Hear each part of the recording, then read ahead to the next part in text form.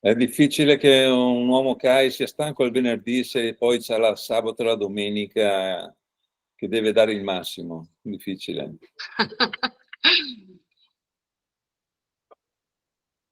Io ho un cognome che purtroppo non porto con onore, allora, visto che sono Cadore. Dormi? Lo sappiamo, lo sappiamo. Ma arrivo il venerdì sera stanca a pensare di scalare qualcosa. Vado più per le passeggiate, nei boschi rigorosamente. Tra l'altro ho visto che si sono innevate parecchie punte. Sì, non solo punte, anche valli.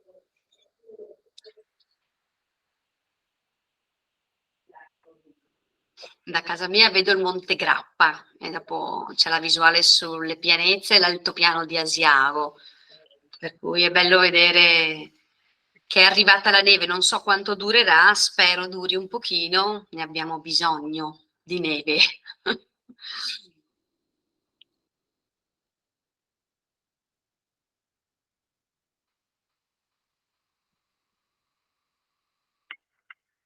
Siamo a 34 partecipanti, dovremmo arrivare come l'altra volta intorno ai 50, insomma.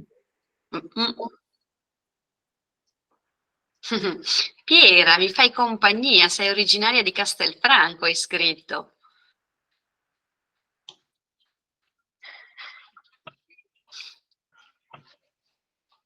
Ciao Beppi.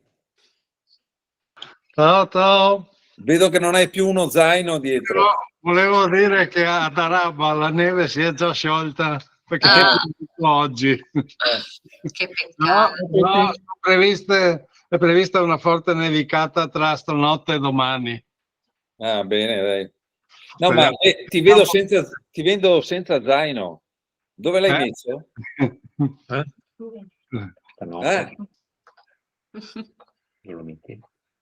Ah, Beppi, dove hai messo lo zaino? Lo zaino l'ho messo dietro la porta, non l'ho appeso al muro ancora. No, non l'hai passato a un altro, no? Sì, l'ho passato, ma sono a fianco, diciamo. Ah, sei in affiancamento? Portatori appaiati. Ah, ho capito. Ma ti fa da cerpa o sei tu che fai? No, abbiamo tanto da lavorare, poi cosa vuoi? Adesso lì è tutto morto, non c'è neanche, c'è solo un bar aperto. Ah, ho capito. Quindi, Poca vita ancora. Ecco, ancora a metà dicembre. Quando è che riapriranno Sottoguda? Scusa? Quando riapriranno Sottoguda? Ma di solito aprono verso il 15-20 perché non c'è la tradizione dell'8 dicembre. No, ma nel senso di poterla frequentare e andare su nelle cascate. La sede la stiamo arredando. No, Sottoguda dico, il canale. I Serai Sottoguda, scusa. I Serai saranno pronti l'anno prossimo, almeno così dicono. L'anno prossimo, ho capito. Per l'estate del 2024. Addirittura. Vabbè, Sì. speriamo bene perché ci mancano molto. Insomma, ci sono tante altre belle attrazioni. No, questo sì, però sai, chi deve fare un po' di attività su ghiaccio. Sì, certo. No. Non c'è molta varietà. No, quella lì è diciamo, come si può dire, un luogo privilegiato per chi ama le cascate di ghiaccio. Quindi, certo. Ecco. Ma dai, speriamo bene, dai. E che la sistemino, dai, prima o poi. No, speriamo che nevichi, che faccia freddo, perché poi, insomma, domani è prevista una forte nevicata, domenica poi c'è il sole, si rialza la temperatura, quindi bisogna stare attenti anche al manto nevoso. Slavine. Sì, sai. Cominciamo. Buon, dai. Buona serata intanto, buon lavoro a tutti. Grazie a tutti. Prego Linda, non credo che serva a presentarti perché penso che la stragrande maggioranza delle persone che hanno partecipato all'altra lezione sia qui presente. Siamo già a 42, adesso faremo presto arrivare ai 50. La lezione è registrata, quindi poi la ritroverete sul sito del CAI Veneto disponibile per rivederla e ascoltare ciò che è stato detto. Buona lezione a tutti e buona Devi dare serata. note tecniche, Massimo? Ah sì, allora, note tecniche. Allora, sarebbe il caso, vi mostro di nuovo condivido un PDF. Permettete un secondo che ve la mostro, vi mostro. Ecco qua. Allora,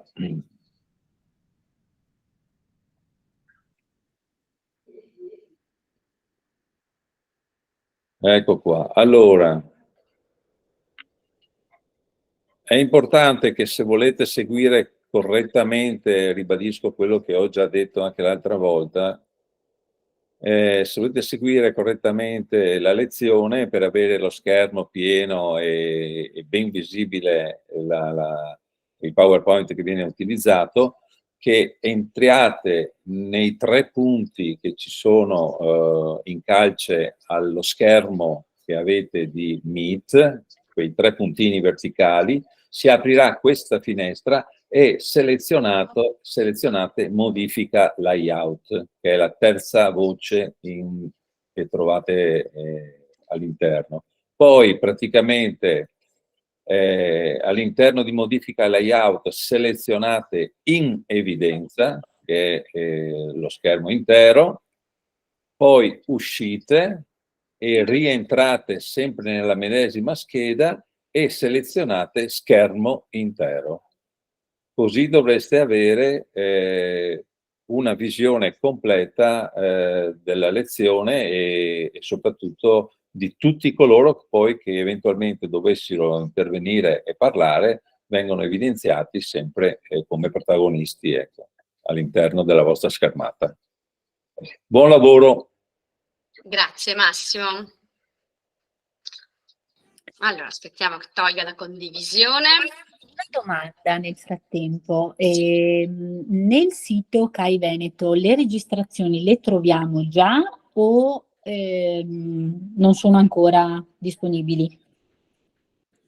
Allora, nel sito del CAI Veneto ci sono quelle che siamo riusciti a fare nelle prime 4 lezioni, quindi l'ultima sicuramente, la penultima e la seconda di Paolo Grilli. Non c'è la prima lezione, ma c'è il PowerPoint. Ah, ok. Riesci a dirmi dove le trovo? Cioè, dentro documentazione voi trovate, no, dentro praticamente, forse è meglio che ve lo mostri, forse faccio prima. Sì, vai, grazie. Allora, permettete un attimo. Allora.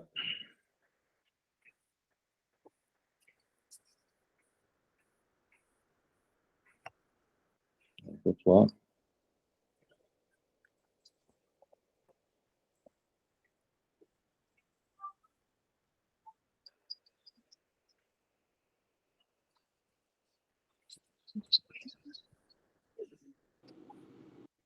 Ecco, qui praticamente all'interno del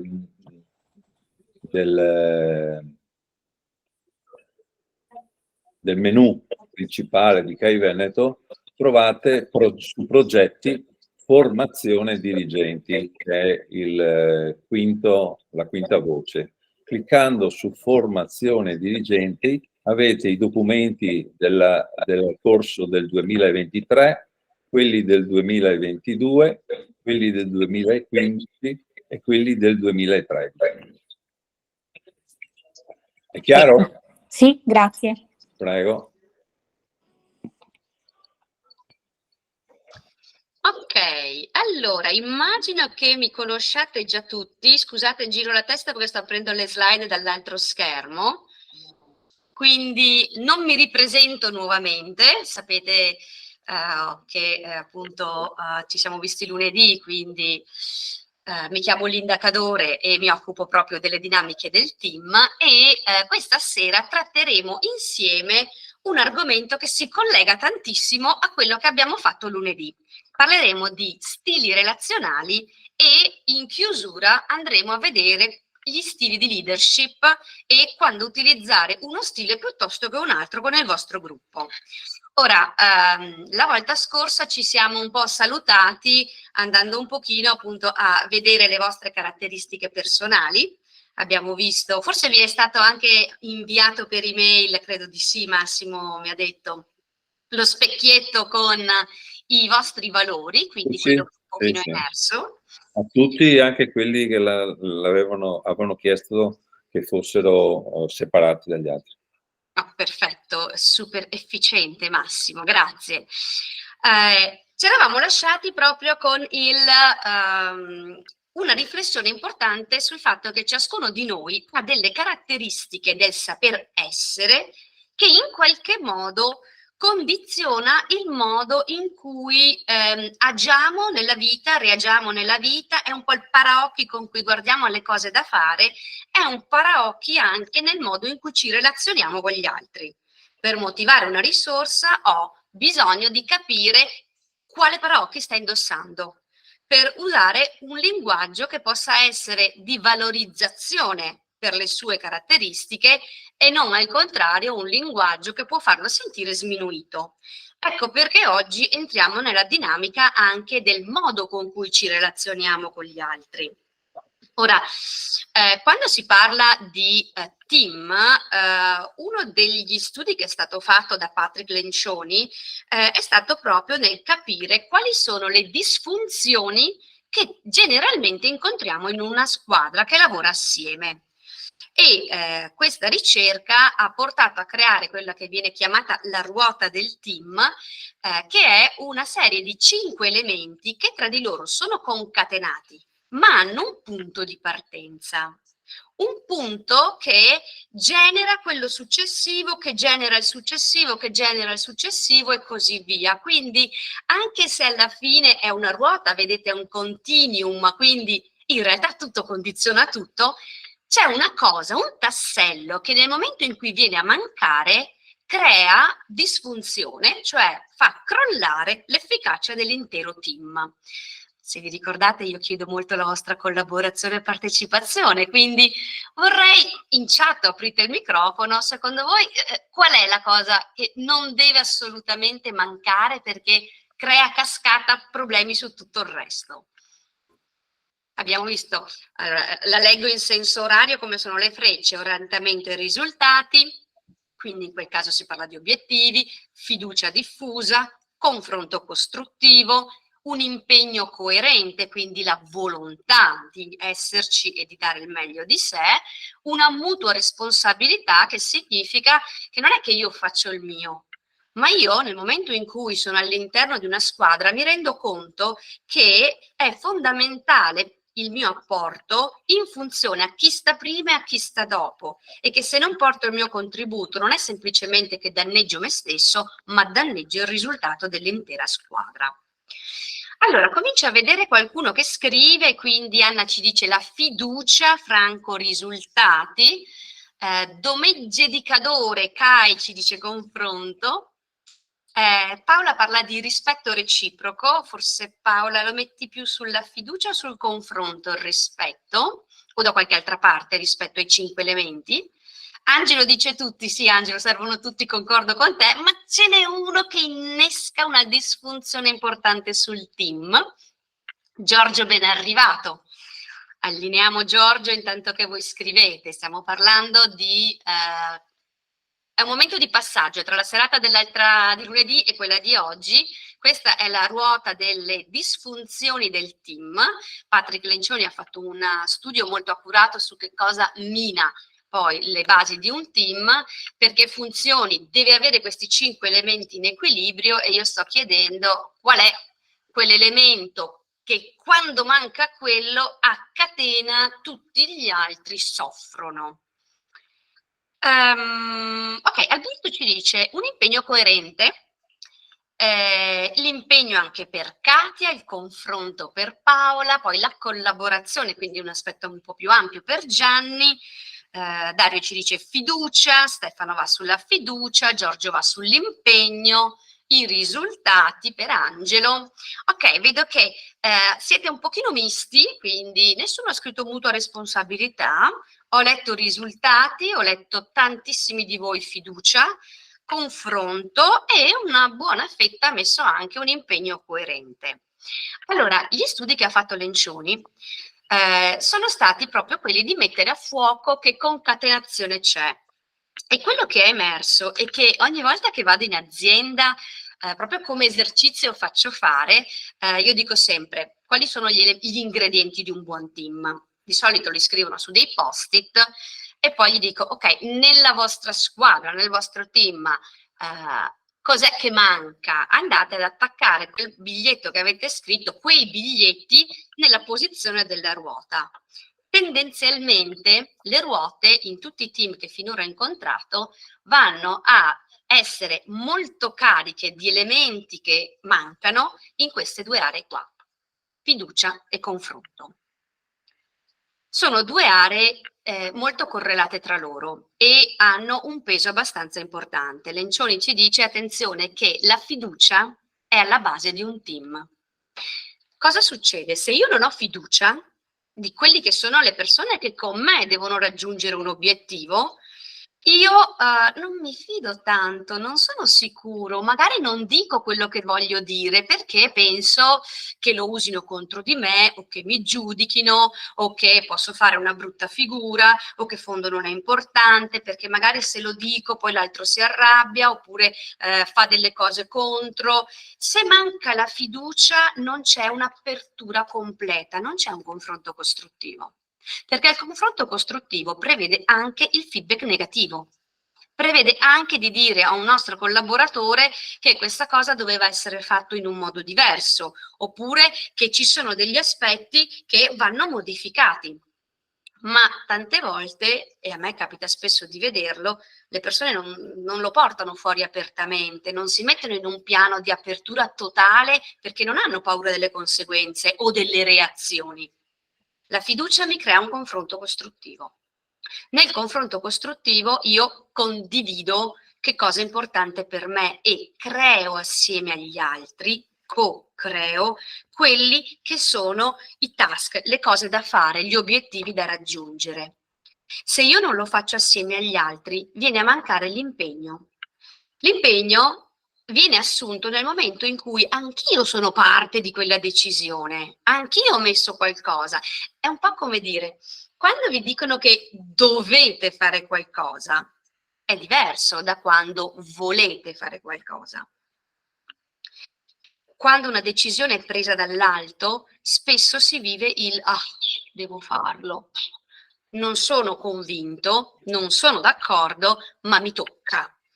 Ecco che lì l'impegno cala.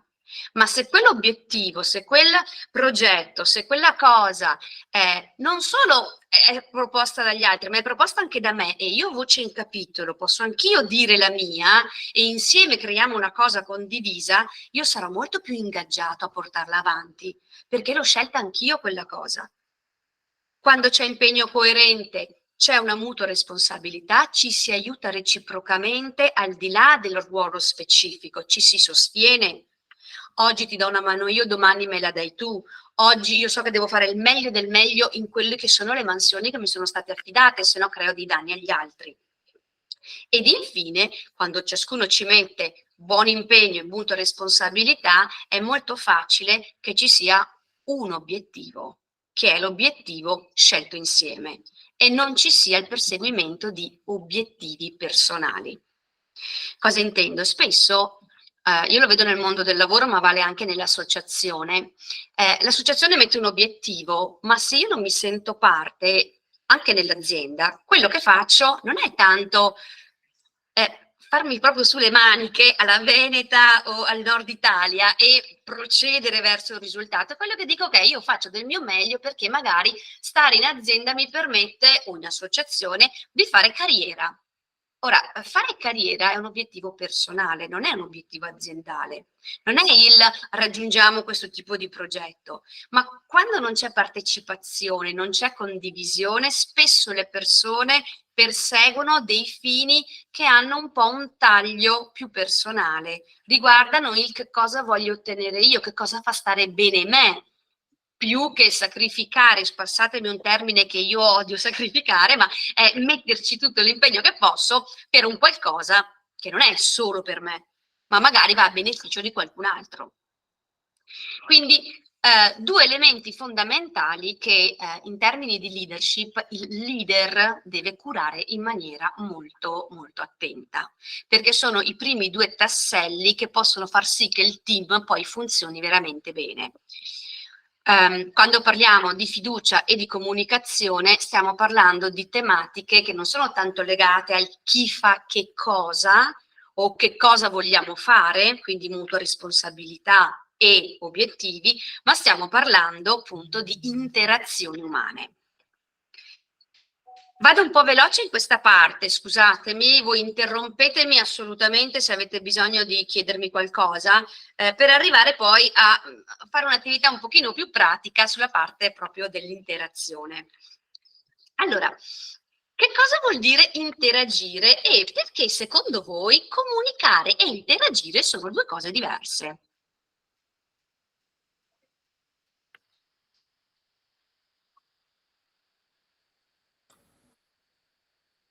Beh, forse comunicare è, diciamo, un po' a senso unico, o comunque alternato, però mentre interagire forse è, ok, io dico una cosa a te, ti do un input e quindi mi aspetto un output, nel senso devo scrivere o posso No, parlare? no, vai Giorgio, anzi mi tieni compagnia, se aprite il microfono io ho piacere. Interagire vuol dire che una cosa che dico io poi ha una ricaduta su quello che l'altro mi dice a me. Quello è interagire, perché agiscono insieme le due comunicazioni, insomma. Assolutamente, infatti si è un po' allineato con quello che ci scrive Nicolò, la comunicazione può essere monodirezionale, l'interazione è bidirezionale e Stefano dice comunicare è un senso, interagire ha due sensi. Allora, sicuramente ci sono diverse distinzioni. In italiano la parola parlare indica la monodirezionalità. Parlare etimologicamente significa trasferire un'informazione. Immaginate il telegiornale al mattino. Il telegiornale al mattino voi lo accendete, arriva una comunicazione, un'informazione, ma loro non sanno che reazione, che cosa sta succedendo o se per caso voi parlate con la TV in risposta a quello che stanno dicendo quando leggete un giornale, quando leggete un libro. Ok, è monodirezionale. Già comunicare vuol dire mettere due cose insieme, perché comunicare vuol dire io dico una cosa, l'altra persona risponde e c'è questo gioco a due o a tanti. Interagire va un pochino più su di livello perché l'interazione prevede sia la comunicazione bidirezionale, ma all'interno di questo tipo di scambio ci sono una serie di schemi per cui quando si manda un'informazione ci si aspetta un tipo di reazione e quindi non è più il vediamo che cosa succede, ma ti dico una cosa perché voglio ottenere, mi aspetto che tu rispondi in un modo e soprattutto, come poi diceva Giorgio, c'è un influenzamento reciproco. Io dico una cosa in un modo, innesco una reazione positiva, negativa, neutra, curiosità, paura, non lo so, e questa reazione mi manda una risposta che magari non è quella che mi aspettavo. E io controreagisco in un altro modo e ne parleremo durante la serata. Questa ping pong, per questo vi ho messo un po' il tennis, no? È una serie appunto di scambi che rendono molto più complesso quello che è la semplice e facile trasferimento di un dato, di un'informazione oggettiva. Vi ho messo una frase. In realtà mi hanno detto che finiremo un pochino prima, così a venerdì ci rilassiamo, però vi chiedo di leggerla e di dirmi che cosa vi arriva da questa frase.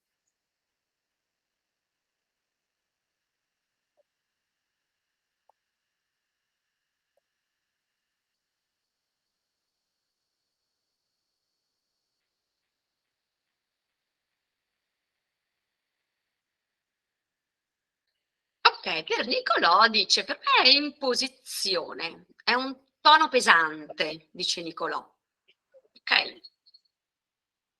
Angelo semplicemente è una comunicazione. Benissimo. Un ordine, dice Luigi, il devo infatti può sembrare, la richiesta di interazione, ci dice Mariano, quindi non è una cosa pesante, ma ok, dobbiamo parlarci. Tenere nascosto agli altri qualcosa, ok, sì, la prima volta che me lo dicono, è interessante, è vero? Oppure c'è un'unidirezionalità, qualche rogna in arrivo me lo dicono spessissimo, c'è chi fa proprio il gesto così, oddio, chissà che vuole dare, cosa ho combinato, mi dicono spesso, qualche rogna in arrivo. Qualcuno ha invece un sentore di curiosità, ma chissà che cosa deve dire. Paola, ok, Paola dice curiosità. Allora, entriamo un po' in mettere 3 tassellini che ci aiutano poi nel corso della serata, così li nominiamo adesso, li conoscete sicuramente, ma ci servono per avere un linguaggio comune condiviso. Visto che ho Giorgio, ti vedo a tutto schermo qui io adesso, posso giocare un po' con te? Mi dai la tua autorizzazione? Sì, fai. Ok, fai da cavia per tutti. Allora, immaginate che io adesso dico a Giorgio, Giorgio, stasera alle 20:30, quando finisce la lezione, fermati, che ti devo parlare. Com'è la comunicazione? Giorgio, che ti arriva? Se lo dici così, per me è una cosa, cioè, è una richiesta normale, insomma, non la sento come un'imposizione. Poi c'è anche il modo come uno la dice, insomma, che ti fa propendere per un ordine piuttosto che per una richiesta normale oppure per altro, insomma. Ok, agli altri intanto se volete interagire scrivete che cosa vi arriva, no? Se è arrivata pesante, se è arrivata leggera, se come Giorgio è ok, mi deve dire qualcosa. Intanto Ma scusate, io devo chiudere la telecamera per caso non vedo gli altri. Devo chiuderla? No, perché sei a tutto schermo in modalità totale. Io vedo in questo momento 3-4 di voi solo perché lo schermo si riduce. Okay. Per cui ho beccato te, mi dispiace. Non c'è problema. Allora, immagina adesso Giorgio che io ti dico, Giorgio, stasera alle 20:30, quando finisce la lezione, fermati, ti devo parlare. Così è un po' più preoccupante, insomma. Dario ci dice, se è più pesante a voce dipende dal tono. Ok, io ho letto 2 volte la stessa cosa, ho mandato 2 volte lo stesso messaggio? No, nel senso, il contenuto è lo stesso, nel senso, le parole sono le stesse, però il modo di dirla è diverso, quindi è chiaro che dall'altra parte se lo scrivi solo, diciamo che è più piatto la cosa e quindi non più neutro, mentre se uno lo dice è chiaro che viene interpretato il tono della voce. Infatti c'è Anna che ci suggerisce un modo più cortese, più gentile di dirlo, sarebbe può fermarsi questa sera, cambiava il tono, verbale, paraverbale, non verbale. Maurizio infatti conosce già le 3 aree che andiamo adesso ad elencare. Ben arrivata Alessandra. Allora, dipende tantissimo, penso anche dal tipo di rapporto che c'è tra le 2 persone che parlano. Chiaramente se un insegnante dice all'alunno una cosa in una certa maniera è diverso che non magari tra 2 amici, quindi c'è anche il fattore, chiamiamolo tra virgolette, umano tra le 2 persone, 2 o più persone che si parlano, insomma. Quindi immagina se io adesso, Giorgio, ti dico, Giorgio, stasera, quando finisce la lezione, fermati, quello è diverso, insomma. Ok, mio marito è un macellaio, peggio per te, Giorgio. Allora chiudo qua. Allora, io ho letto 3 volte lo stesso messaggio. Luigi ci scrive: il modo più assertivo o meno fa cambiare un modo di comprendere il messaggio. Sì, assolutamente sì. Quando noi entriamo in comunicazione, noi dobbiamo assolutamente tenere presente che non è solo le parole che scelgo che hanno un peso, ma il modo in cui lo dico a livello di voce, quindi io ho modulato 3 voci diverse. Okay. Ma anche il mio verbale, il mio non verbale, quindi una volta ho fatto così a Giorgio, l'altra volta un po', ecco, alla mia età usano un brutto termine perché sono sopra i 40 con figlie diciottenni, quindi meglio non dirlo online. Modalità diverse che incidono. Ora, sono stati fatti degli studi smentiti più volte circa il peso di queste percentuali. Non è significativo sapere se il 7% che Mehrabian ha dato al verbale è vero o non è vero. Sicuramente lo stesso identico messaggio scritto, quindi torno indietro di una slide, lo stesso identico messaggio scritto, a seconda di come io l'ho letto, ha fornito 3 diversi tipi di interpretazione. 3 diverse modalità. Il messaggio ha 3 diversi significati. Il primo alert che vi voglio dare, infatti, è che spesso la comunicazione scritta è grande, cioè porta tantissimo fraintendimento rispetto al contenuto e al significato che c'è sotteso. Non so se vi è mai capitato di vedere delle discussioni anche all'interno non solo dei social, ma nei gruppi anche WhatsApp, in cui una persona magari si impegna un quarto d'ora per trovare le parole giuste da scrivere e scatena l'inferno. Perché? Perché attenzione che io leggo un messaggio molto condizionato dalla relazione, poi lo vedremo, che ho con quella persona. Per cui se con quella persona ho un bel rapporto e magari mi scrive anche un ma vaffanbrodo, io mi metto a ridere. Ma se una persona con cui ho una brutta relazione scrive un messaggio, per quanto cerchi di essere neutro, purtroppo è condizionato dal modo in cui interpreto in base al pregiudizio, il giudizio che ho su quella persona. Quindi quando siete in team, quando siete in un gruppo e soprattutto nel ruolo di leader, ricordatevi che la comunicazione scritta, le email, i messaggi WhatsApp o gli SMS, per chi ancora magari usa gli SMS, a volte quello che può essere tutto il mondo dei social, le circolari, eccetera, possono portare a dei fraintendimenti. Quando è che le posso usare? Quando io devo trasferire delle informazioni oggettive semplici.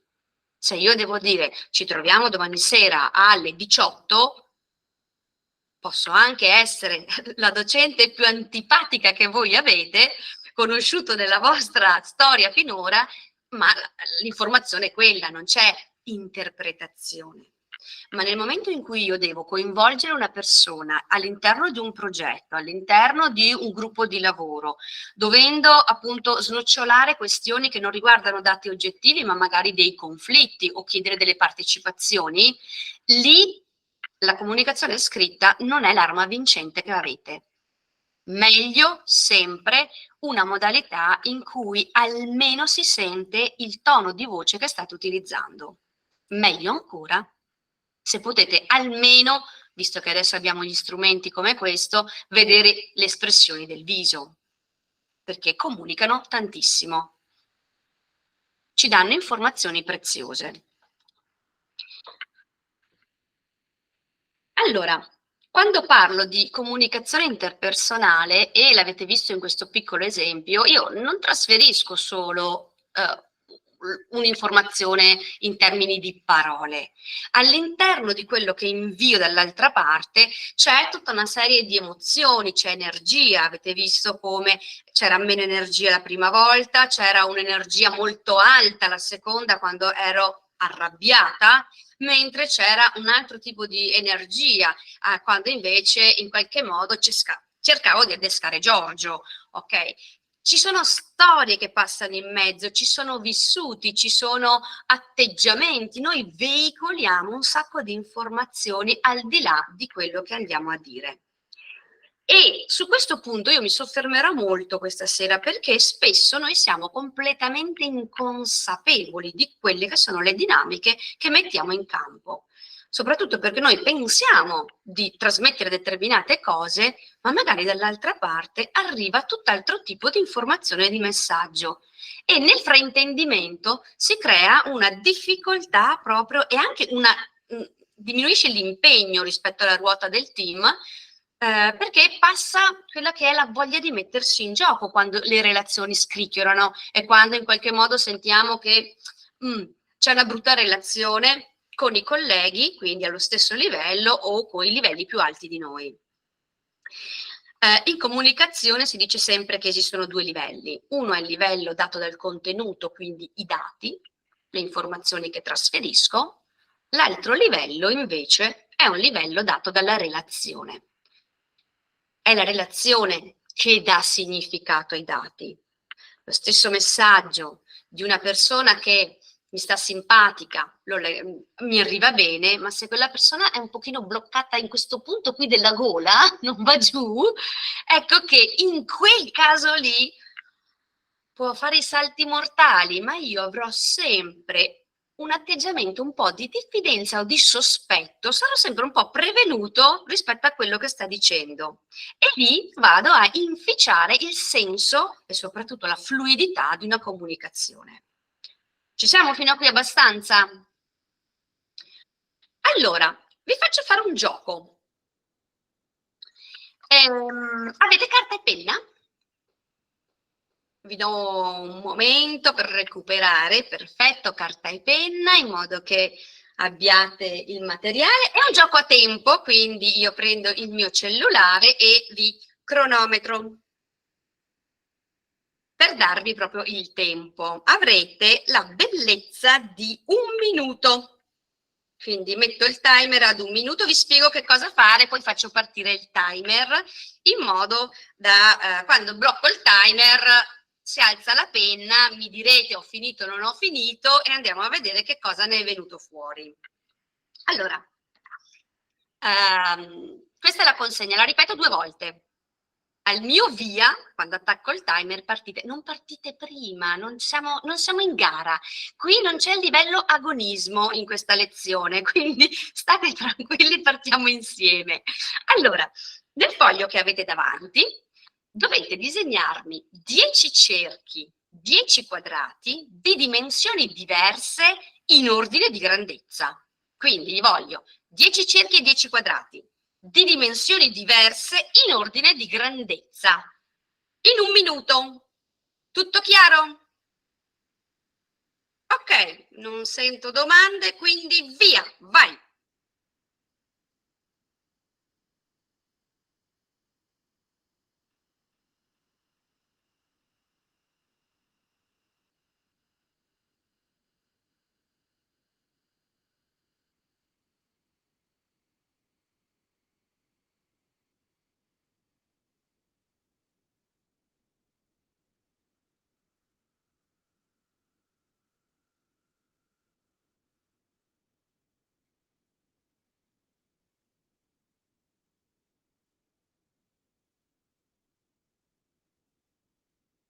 «20 secondi avete».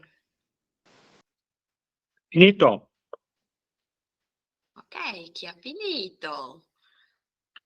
Perfetto. Finito. Finito. 2, 1.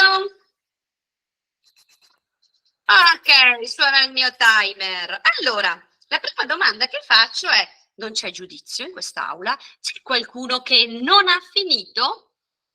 E magari vuole dircelo in maniera coraggiosa? Io non ho finito? Vediamo se qualcuno vuole scriverci, magari siete tutti stati bravi, La media di solito cronometro, qui siete in 49, per cui per me è un po' impossibile cronometrarvi, cioè farvi alzare la mano quando avete finito. Nessuno ce lo scrive, quindi presumiamo che tutti abbiano finito. No, Paola scrive: io ho fatto un paio di rettangoli. E i cerchi non li hai fatti, Paola? Oppure stavi dicendo invece del quadrato mi è uscito un rettangolo? Vediamo se risponde. Ok. Allora, interrompo un attimo la condivisione perché vi voglio vedere un pochino di più. Io sono arrivata ora, non ho capito cosa si doveva fare, dopo forse non lo riprendiamo, Giorgio, poi te lo racconto mano a mano, lo sentirai. Io non ho fatto cerchi perfetti, sì, ma non vi avevo chiesto di usare il goniometro né la squadretta per fare i quadrati. Ho fatto tutto, ma 2 sono rettangoli. Qui parte l'autogiudizio. Oddio, non l'ho fatto perfetto. Ci sono delle aule dal vivo che fanno addirittura l'errata corrige, prendono il foglio, lo girano, lo rifanno perché non l'hanno fatto bene e prima di magari farcelo vedere dicono no, ma il mio non è bello, non si può far vedere, quindi ed è una cosa semplicissima. Allora, mi chiedo, i 2-3 che hanno le webcam accese, non possiamo farlo ovviamente su 48 persone, un pochino di farmi vedere quello che avete fatto. Io, se posso chiamare le webcam aperte, comincerei da Piero, che lo vedo come primo. Vediamo se ci racconta che cosa ha fatto. Allora, ho fatto... Sono partito dal più piccolo. ci fai vedere il foglio, ok? Ok, adesso è al contrario, sono partito dal più piccolo per primi cerchi e poi sotto i quadrati. Ok, il foglio che non riesco a vedere è in verticale o in orizzontale? Il foglio è in orizzontale. In orizzontale, quindi foglio in orizzontale in linea dal piccolo al grande. Grazie Piero. Luigi, spadotto. Eccomi qua. Allora, Con il computer in mano e la penna e la tastiera non si sa dove mettere, comunque questo è il lavoro. quindi anche tu in orizzontale il foglio in verticale, perché ne vediamo solo un pezzetto. Certo, per avere più spazio. Foglio in orizzontale.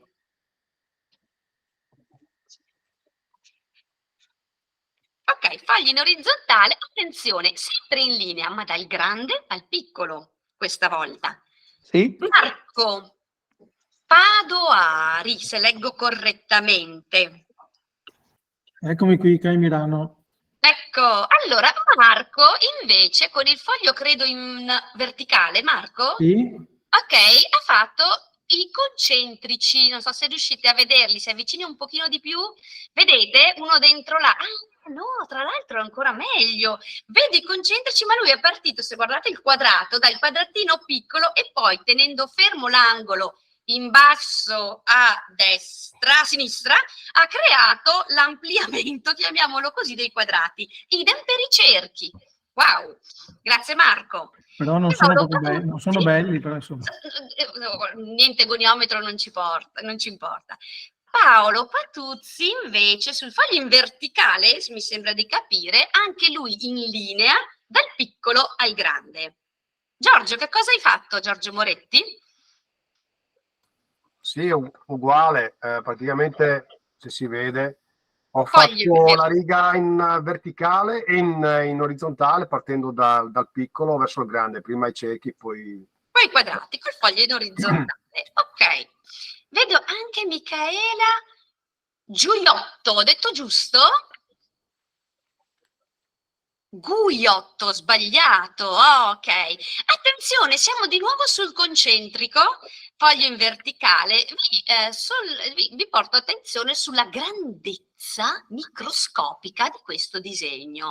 Vedete quanto poco spazio ha occupato? Sì, avevo cominciato in un modo, poi sono andata avanti in un altro.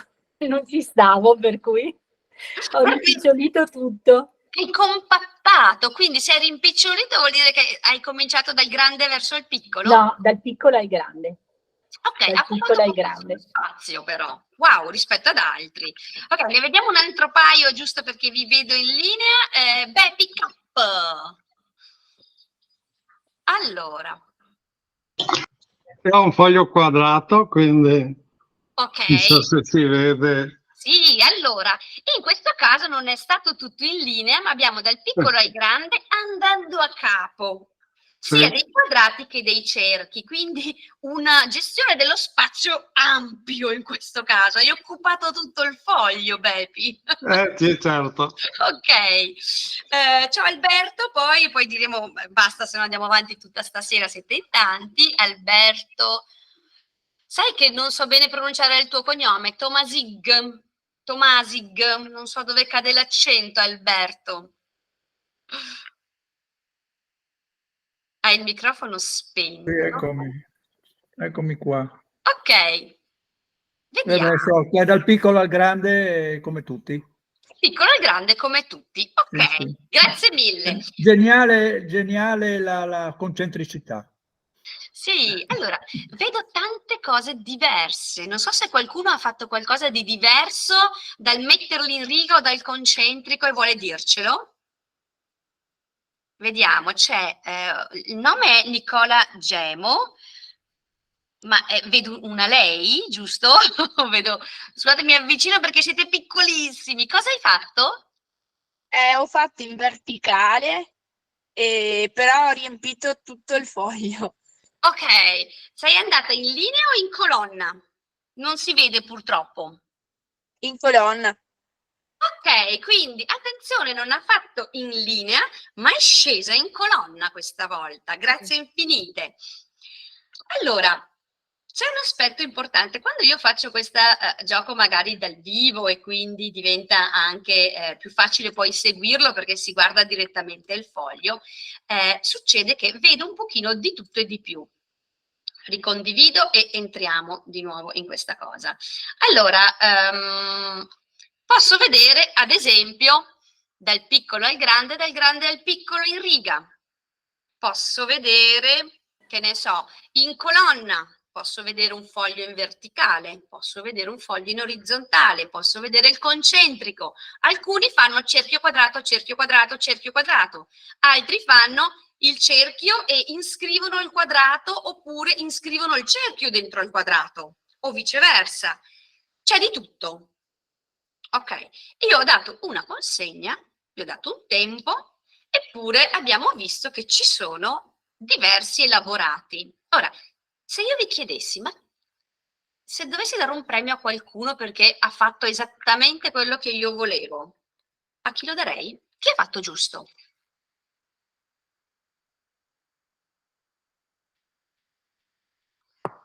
Secondo me manca una specifica, quindi un'informazione di come si voleva fare.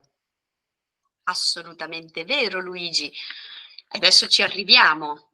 Allora, Mariano dice tutti, Marco dice sono tutti giusti, Franco dice tutti sono giusti. Ok? Dipende, ci scrive Federico, da tutti, dipende da quale sia lo step successivo. Ok? Non so in che senso, Federico, intendi lo step successivo. Cioè, cosa farcene con questo risultato, tu intendi? Però c'era un limite di tempo, quindi dopo il quindi non so che cosa volevate dirmi, tutti se devo riempirli in qualche modo. Ok, Federico, risultato identico con sistemi diversi, dice Dario. Allora, se io prendo come identico il fatto che sembrassero fotocopie, devo dire che non erano identiche, se era il senso che volevi dare alla parola identico, Dario. C'è una cosa importante che spesso noi ci perdiamo, che un po' Luigi l'ha anticipato, no? Quando noi siamo in un'attività che può essere collegata ad altri e siamo in comunicazione, spesso quello che succede è che non ci fermiamo a pensare che cosa esattamente voleva la persona che ci sta chiedendo quella cosa. Io ve l'ho ripetuta 2 volte. Ho chiesto, è tutto ok?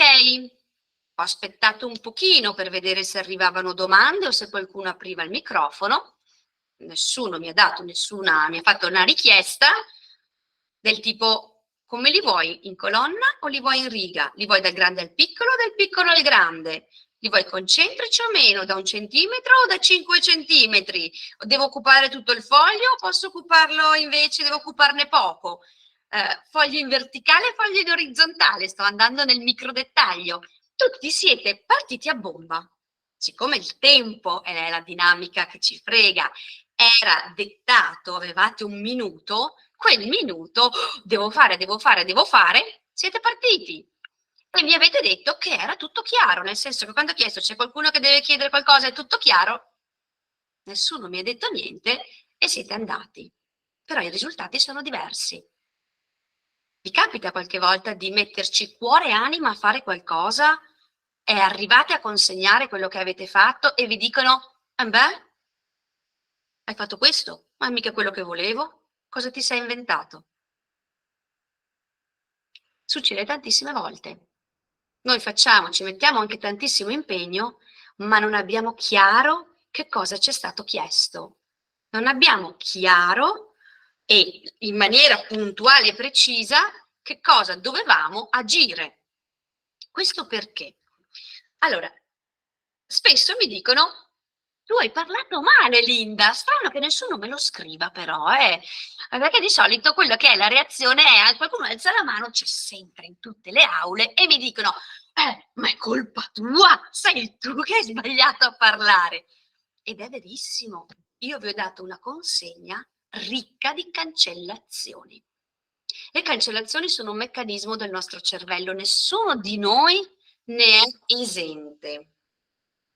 Luigi ci scrive, secondo me per primo deve essere chiaro da chi dà, certo sì, è un altro bel passaggio questo Luigi, cioè io devo aver chiaro che cosa voglio chiedere. Allora, posto che io so che cosa voglio chiedere, e non è sempre così, quando comunico devo stare attenta a non fare delle cancellazioni. Il nostro cervello le fa in automatico perché vuole recuperare spazio, non deve occupa continuamente tenere tutte le informazioni e quindi quando comunica semplicemente toglie dei pezzi, toglie delle parti. Facciamo un altro esempio, proprio sulle cancellazioni. Basta, non prendo più Giorgio, se no mi odia a vita eterna. Prendo Luigi, visto che mi sta scrivendo. Posso, Luigi Spadotto? Va bene. Ok, allora Luigi, raccontaci com'è iniziata la tua giornata oggi dalla primissimissima cosa che hai fatto.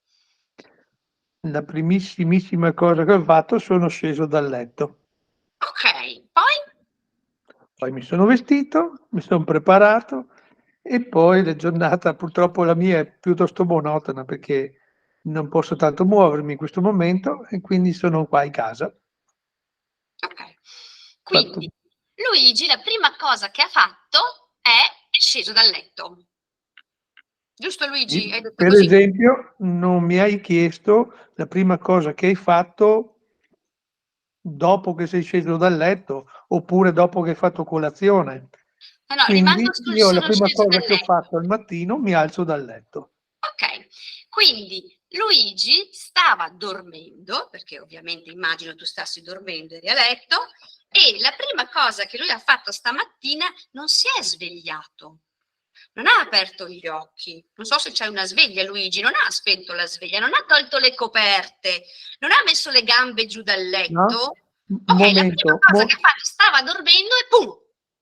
No, immagini tu che stessi dormendo. In realtà io ho solo detto che sono sceso dal letto, è la prima cosa che ho fatto. Quindi raccontami la prima, da quando stavi dormendo, che cosa è successo? Allora la domanda non era giusta. La domanda era, tu quando stamattina ti sei svegliato, oppure da quando stavi dormendo, cosa hai fatto la prima cosa? Insomma. Quindi, come è iniziata la tua giornata proprio dal momento in cui sei uscito dalla fase di sonno? Vabbè, dalla fase di sonno ovviamente mi sono svegliato, come hai detto tu, ero già fuori dalla fase di sonno, sono sceso dal letto, mi sono vestito, mi sono preparato, eccetera, eccetera, cose che si fanno tutti i giorni. Assolutamente sì. Ti chiedo solo, ti svegli in automatico, Luigi ha una sveglia?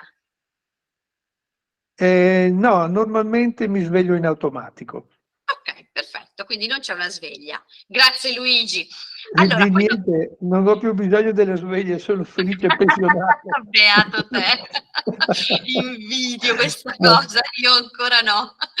Allora, ovviamente cosa è successo? A un certo punto c'è stato un sistema di alert nella testa che ha portato, per abitudine forse rispetto all'orario, Luigi ad avere lo stimolo di riportare il cervello in presenza, no? Si sveglia. E c'è un comando che fa probabilmente sbattere le palpebre, si è aperto gli occhi, gli fa un comando che fa allungare un tendine, allungare un muscolo per togliere la coperta, poi un altro comando che lo fa sedere sul letto, magari si è preso gli occhiali, un altro comando ancora. Ora, sinceramente, serve che Luigi, quando ci dice che cosa ha fatto la mattina, ci racconti tutto questo? No. Lo spazio che noi occupiamo nella nostra testa e non serve. Per cui anche solo dire mi sono svegliato, mi sono alzato, stiamo cancellando tanti pezzi? Sì, perché diamo per scontato o comunque sappiamo che quella cosa lì non serve dirla. Noi cancelliamo continuamente pezzi, lo facciamo tutti. Ho preso adesso Luigi, grazie che ti sei prestato, ma io cancello tantissime cose, tutti noi lo facciamo. Quando siamo in comunicazione però succede un piccolo inghippo. Quando chi parla cancella, chi ascolta per forza generalizza. Ossia, in quei buchi di comunicazione ci mette dentro il significato che ha per lui, per la sua testa. E infatti, quando Luigi ha detto mi sono alzato, io ho dato per scontato che stava dormendo. Ho fatto una generalizzazione. E lui ha detto, no, non mi hai chiesto questo. E in automatico l'ho fatto. Immaginate, tornando a quelle che sono proprio le modalità che abbiamo visto la scorsa volta, quadranti diversi, quando un quadrante di pensiero parla e intende una cosa e cancella inconsapevolmente, che significato ci appiccica un quadrante organizzativo diverso. Io mi aspetto una cosa e ottengo un altro risultato da chi mi è accanto e poi mi arrabbio perché magari non ha fatto quello che volevo io. È come quando io lascio il cesto della biancheria piegata sulle scale e mi aspetto che il primo che sale le scale porta al piano di sopra la biancheria. È bellissimo. E visto che magari mio marito va su e giù 20 volte, mi arrabbio pure. Perché caspita, perché non l'hai portato su? Io ho cancellato addirittura tutto il messaggio, ho semplicemente lasciato una cosa in mezzo alle scale, ok? E lui ha generalizzato, ha usato uno schema che è diverso dal mio. Per cui chissà perché le ha messe qui, magari le serve per portarle poi di là. Schemi diversi. Quando cancelliamo, necessariamente qualcuno ci appiccica un suo significato, un suo schema, l'avete visto con i cerchi quadrati, schemi diversi, e nascono i fraintendimenti in comunicazione. Quali sono i peggiori fraintendimenti? I peggiori fraintendimenti sono le distorsioni. La distorsione è quando c'è un dato oggettivo. Quindi, oggi c'è il sole, dato oggettivo, e la nostra testa in automatico fa così. Cosa vera? Questo significa che, e ci attacca un significato. Oggi c'è il sole, significa che è una bella giornata. Magari esco, qualcuno mi viene addosso con la macchina, è tutt'altro che una bella giornata. Oggi piove, ci sarà traffico. Forse sì, forse no. Ok, il mio collega arriva, non mi ha manco salutato, non ha fatto ciao, non ha detto ciao. Questo significa che... E lì comincia, è arrabbiato, ha una brutta giornata, ce l'ha su con me, chissà che cosa ho combinato. Oppure sto parlando e mentre parlo le persone sono così. Ok, questo significa che non sono d'accordo con me, che quello che dico non va bene, forse sto andando fuori rotta, bla bla bla bla. Quando noi entriamo in distorsione, ricordatevi che rischiamo di creare nel team delle situazioni molto pesanti.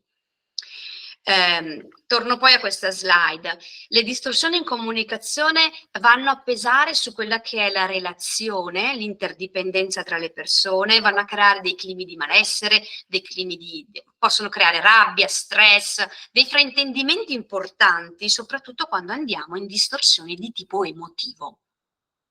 Ora, un conto è una distorsione oggettiva. Ok, disegnami 10 cerchi. Come li vuoi, grandi o piccoli? Una distorsione di tipo oggettivo è facile da risolvere. Basta semplicemente recuperare l'informazione.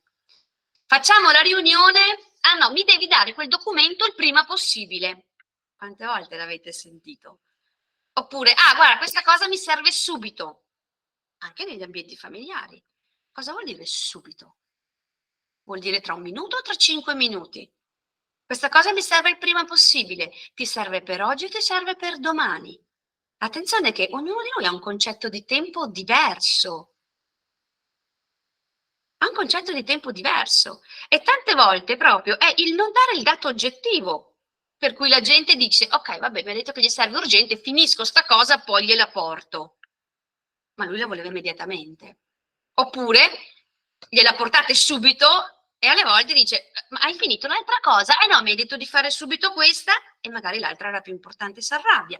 I fraintendimenti, dobbiamo essere precisi quando comunichiamo, soprattutto queste comunicazioni e questi, diciamo, fraintendimenti a livello di dati sono facili da risolvere. Quando è che è difficile risolverle? Quando quella cosa va a toccare delle corde un pochino più emotive. E sono corde emotive che non hanno a che fare con quella persona, ma hanno a che fare con altre cose. Vi faccio un esempio. Io ho un papà che è sempre stato molto autoritario, molto direttivo. Uso 2 termini che poi andremo a vedere. Quindi sapete quei papà che quando sono in disaccordo non parlano, ti fulminano con gli occhi. E tu dici, passo indietro, mi arrendo, non lo faccio più, prometto. Proprio non serve che comunichino. Quindi una presenza molto forte, molto d'impatto, una presenza che in qualche modo ti fa scatenare paura, una cosa che è un po' lontana da come sono io. Per cui questo è lo schema che usavo quando ero piccola, no? Ogni volta che io vado in un posto e mi trovo una persona che ha questa stessa modalità, che è direttiva, che ti guarda dall'alto il basso, che ti fulmina se c'è qualcosa che non va, in automatico la mia testa dice questo significa che, e io vado in chiusura comunicativa. Ha senso? No. È mio padre? No. Non mi arriva un ceffone sul lato B come quando ero piccola, se combinavo qualcosa. Per cui perché dovrei reagire così? Non c'è un link. È il cervello. Recupera, nella parte più antica, cervello limbico, informazioni che portano distorsioni. Risultato? Malessere, diminuisce l'efficacia personale, diminuisce l'efficacia collettiva, si creano degli ostacoli, per cui a me quella persona proprio mi sta qui. Perché? Non ti ha fatto niente? No, ma a pelle! Avete mai sentito queste espressioni? A pelle! In realtà non è che la nostra pelle, sì, è ricettiva assolutamente, ma non possiamo dare un'etichetta al primo sguardo solo perché quella modalità ci ricorda delle altre cose. Su questo dobbiamo stare un po' attenti in comunicazione alle distorsioni. È una questione di prospettive. Mi piace questa immagine perché è una specie di... Ok, io arrivo dal mondo dell'arredo, quindi è una pendola. Sapete cos'è una pendola? Quella che si mette sotto le porte per evitare che la porta si apre, tiene bloccata la porta. Ok? Allora, a seconda del fascio di luce, come proietta il fascio di luce, io posso vedere proiettata un'ombra quadrata, un'ombra rotonda o un'ombra a triangolo. Sono tutte e 3 vere. Non c'è un'ombra vera o un'ombra sbagliata, ma di nuovo dipende da come le stiamo guardando. E quando siamo in comunicazione, ogni qualvolta c'è una generalizzazione o c'è una distorsione, si può creare un ventaglio di prospettive che può essere complesso da gestire. Dobbiamo stare molto attenti. Più noi evitiamo le cancellazioni, più noi siamo chiari, più noi siamo completi, meno fraintendimenti ci sono, meno generalizzazioni vengono attaccate, meno schemi personali, meno distorsioni si possono avere. Ci siamo in questa prima parte, questo primo step? Ok, vi capita di aver vissuto, se state pensando a delle generalizzazioni o se avete voglia di scrivere quelle frasi che di solito fanno confusione e che ci fanno cadere in quest'ambito qui? Io ve ne ho date un paio prima, mi serve subito, oppure è il prima possibile, no? Che magari nella squadra che avete sotto di voi crea, oppure se vi siete accorti che queste cose ci sono.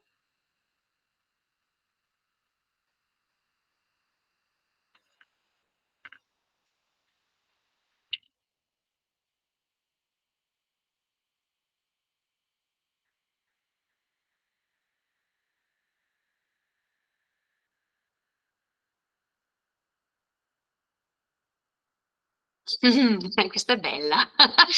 Come al solito, quando un solito non c'è, sì è vero, anche quella ti dico no, mi fa sorridere, arrivo un po' in ritardo, no?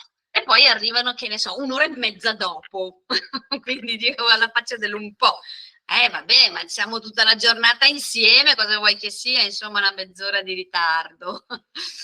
Sì, assolutamente. Questi sono ottimi esempi di comunicazioni che creano immediatamente confusione. Quando uno dice ho fatto questo, ho fatto quello e quell'altro, ah sì è vero, oppure ho fatto tutto io, vai piano ma fa presto. Questo è un ossimoro, perché state due cose esattamente opposte, va piano ma fa presto, e uno dice dove devo fare, che cosa devo fare? Tranquillo, penso io. Bellissima questa, ci penso io. Tu dici, ok, ma pensa o fa? È la prima cosa che io direi, una prima cosa. E poi, e che fa nello specifico? Mannaggia, se poi fa l'esatto opposto di quello che voglio, come faccio? Assolutamente sì. Ottimi esempi, grazie. Allora, aggiungiamo un altro piccolo tassello, andiamo avanti proprio a tasselli, assunzioni di lavoro per i giovani, cercasi giovane con esperienza, beh sì, questo è il paradosso degli annunci di lavoro, perché o sei giovane o hai tanta esperienza, considerando che adesso almeno fino ai 16 anni si deve studiare. In realtà sono 10 anni di scuola, quindi se non frequenti prima potresti arrivare a 20 anni ed essere ancora obbligato ad andare a scuola se non hai fatto i 10 anni di istruzione.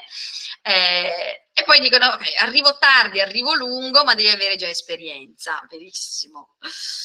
Allora, aggiungiamo un altro tassello. Il significato e la qualità di una comunicazione dipende dalla reazione che ottengo. Allora, è un altro degli assiomi della scuola di Palo Alto, dei principi di comunicazione della scuola di Palo Alto e in particolar modo, mentre prima abbiamo visto che in ogni comunicazione c'è un aspetto legato al contenuto, i dati, e un aspetto legato alla relazione. Questo ci dice quando è che io comunico veramente bene? Quando mando un messaggio e dall'altra parte ho un ritorno in termini di reazione, che può essere una reazione emotiva, una reazione fisica a livello proprio di facce, di mimica, ma può essere anche una reazione in termini di azione, che è una reazione è buona quando io ottengo esattamente quello che mi aspetto di ottenere, quello per cui ho comunicato. Io chiedo che vengano fatti 10 cerchi da 1 millimetro a 10 millimetri distanziati l'uno dall'altro di 3 millimetri e mi vengono fatti esattamente questi cerchi. Ok? Allora lì il risultato è coerente con quello che volevo fare. Attenzione che alle volte la reazione che noi otteniamo non è una reazione funzionale. Noi chiediamo impegno e vediamo gente che sbuffa. Mi sarà capitato, lo devo fare io, è sempre io. Oppure noi chiediamo idee e otteniamo boh, non so, ci devo pensare. Alla riunione dopo, boh, ma tu cosa proponi? Alla riunione dopo, ma facciamo come vuoi tu. Ok, quindi non ottieni nulla perché hai chiesto idee e non stai ottenendo idee. È molto importante che noi cominciamo ad attivare un filtro molto, molto, molto, molto, molto importante, che è il filtro di osservare che cosa succede nella persona davanti a noi nel momento in cui noi entriamo in relazione con questa persona. Se noi siamo ciechi e andiamo avanti come treni, è possibile che sia con noi quella persona o è possibile che abbia tirato su un muro e l'abbiamo persa alla stazione di partenza. Noi dobbiamo, in qualità di leader soprattutto, perché voi siete anche in ruolo di leader come dirigenti, dovete proprio avere un focus particolare sul che cosa sta succedendo. Ci sono o non ci sono? Mi seguono o non mi seguono? Sono allineati oppure in questo momento si stanno defilando? Ok.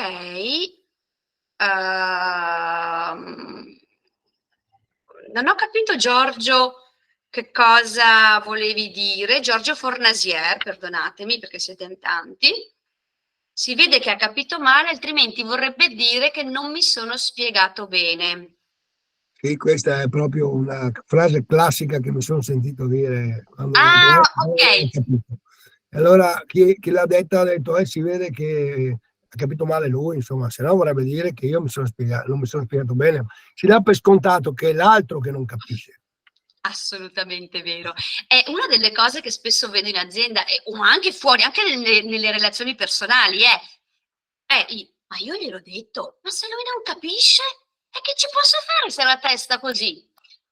E mi fanno il segno della testa dura. Scusa, se non ci arriva, mi dicono. Ed è deresponsabilizzarsi rispetto all'invio del messaggio. Io dico sempre, se quella cosa per me è importante comunicarla, sono io la responsabile di trovare tutti i modi possibili per far sì che quella persona capisca quello che gli sto dicendo nel modo che intendo io, non nel modo che intende lui, perché per me è importante che lui capisca quello. E spesso invece noi lanciamo il messaggio con cancellazioni, con tante cose, dall'altra parte non è cattiva volontà, ma magari veramente per loro non ha senso nella loro testa, con il loro schema mentale. E quello che succede è che dicono, boh, non ho capito, allora diamo la colpa agli altri. Dobbiamo cominciare ad assumerci la responsabilità. Dobbiamo cominciare ad osservare. Ora, che cosa succede spesso? Quando ci poniamo nel termine di mi prendo cura delle relazioni, significa che appunto devo porre molta attenzione a che cosa invio, come lo invio e che cosa innesco dall'altra parte. Tendenzialmente, quando siamo in una buona relazione, quello che succede è che tutto funziona. Immagino che voi avete delle persone che parlate magari anche con 3 parole in croce e vi capisce perfettamente e ottenete la reazione che vi aspettate di ottenere. Quando noi siamo in quella che io chiamo la zona di comfort, e quindi all'interno proprio di una situazione in cui io conosco bene l'altro, l'altro conosce me, so che cosa succede, so come posso parlare, so che cosa posso dire o non dire, tendenzialmente siamo assertivi per natura. Ossia portiamo tranquillamente fuori le nostre idee, non abbiamo paura del giudizio, non sentiamo di dover imporre la nostra idea sugli altri, perché è uno scambio alla pari. Capita però che ci sono delle situazioni invece in cui questa cosa non succede.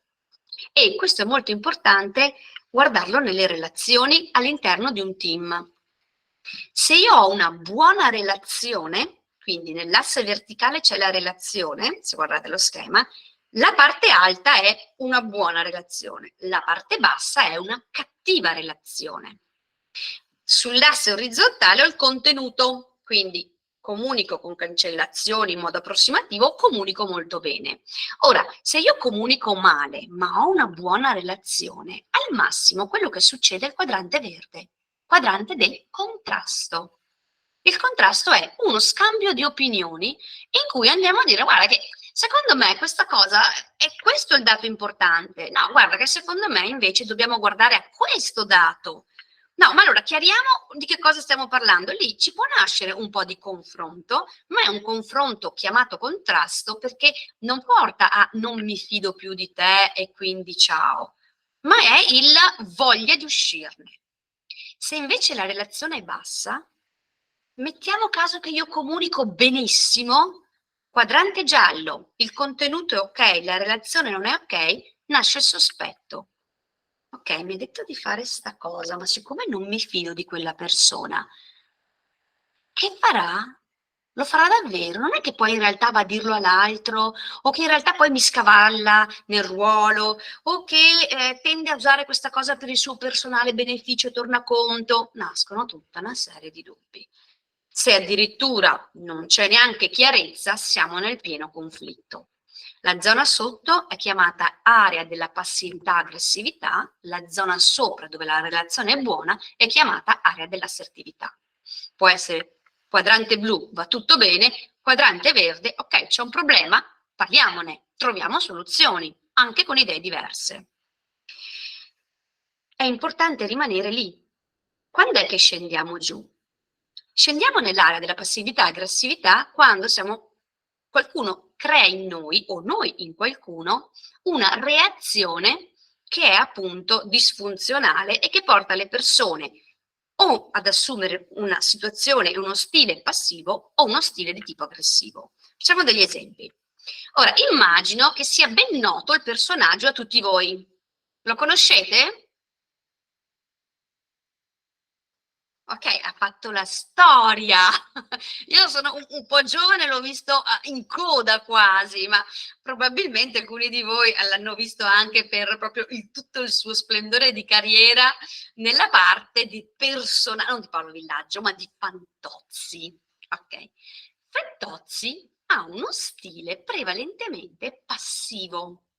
Quando qualcosa ci porta in sconquasso, io chiamo, da un punto di vista emotivo o anche di relazione, noi potremmo assumere come modalità quello della fuga. Quindi sai che c'è? Scappo dall'interazione. Quali sono le cose che Fantozzi faceva di solito? Cos'è che tendeva a fare? Vediamo se qualcuno ci dice le parole tipiche o l'atteggiamento verbale tipico.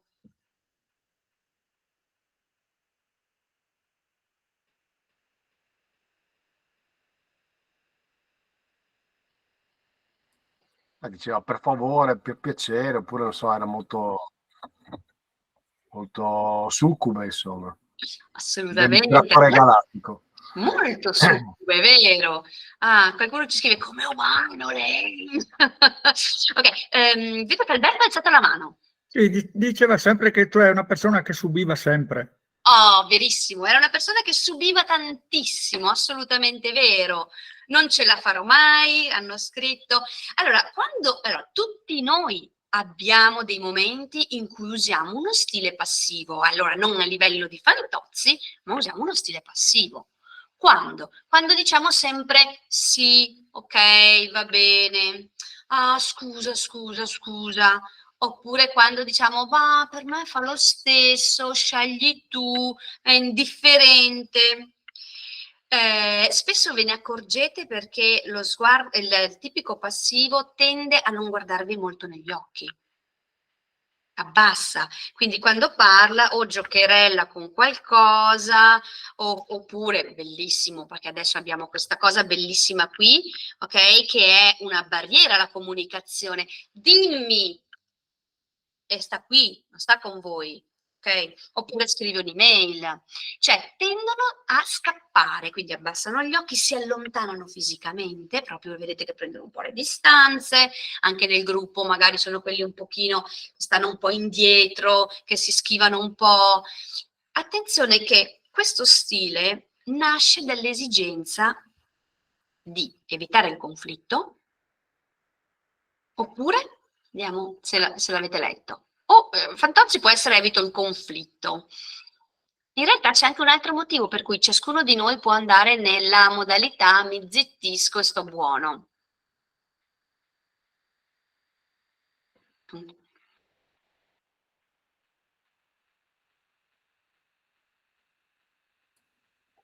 Non interessa interagire, non interessa la cosa che l'altro magari vuol fargli fare, per esempio. Ok. Non interessa l'argomento, oppure... Questa è viene chiamata decodifica, cioè è dare un significato. Ok? Di fatto quello che arriva fuori, a chi lo vede, è che sembra che non sia interessato, che sembra che non voglia dire la sua, che sembra, e leggo in chat, che non voglia esporsi agli impegni, che sembra che voglia prendere tempo. Abbiamo visto prima, risulta nel personaggio Fantozzi un po' l'elemento sottomesso, l'elemento un po' più debole. In realtà, oltre a voler evitare di alimentare il conflitto, e quindi la modalità è faccio un passo indietro, sto zitto, speriamo che la smetta prima.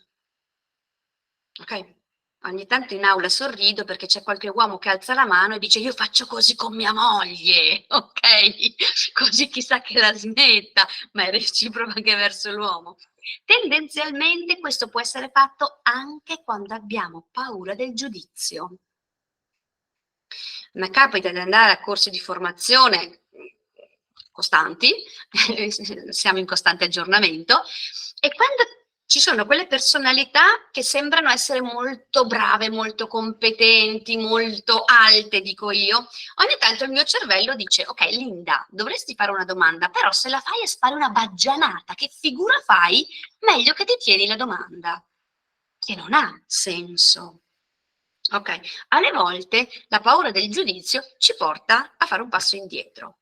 Sicuramente nei vostri team voi avrete delle persone che durante le riunioni, anziché partecipare e alimentare magari una discussione un po' più accesa, le vedete che quando si alza il tono fanno un passo indietro.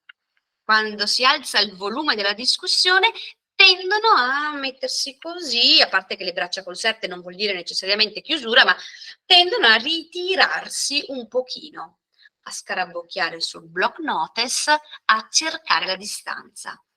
In quel momento non stanno contribuendo al team. Ok? Ci siamo fino a qui? Avete qualche casellina, qualche persona che lo fa? Immaginate invece lo stile opposto. Lo conoscete? Ok. Lui ha uno stile personaggio televisivo, dello specifico, aggressivo. È uno stile bello tosto, nel senso che mai e poi mai io avrei il coraggio di sfidare Sgarbi quando è in modalità personaggio pubblico, perché ho la paura tremenda che mi asfalti e quindi divento passiva, per farvi l'esempio di prima. Lo stile aggressivo non è solo la persona che urla, la persona che punta il dito, la persona che alza il tono.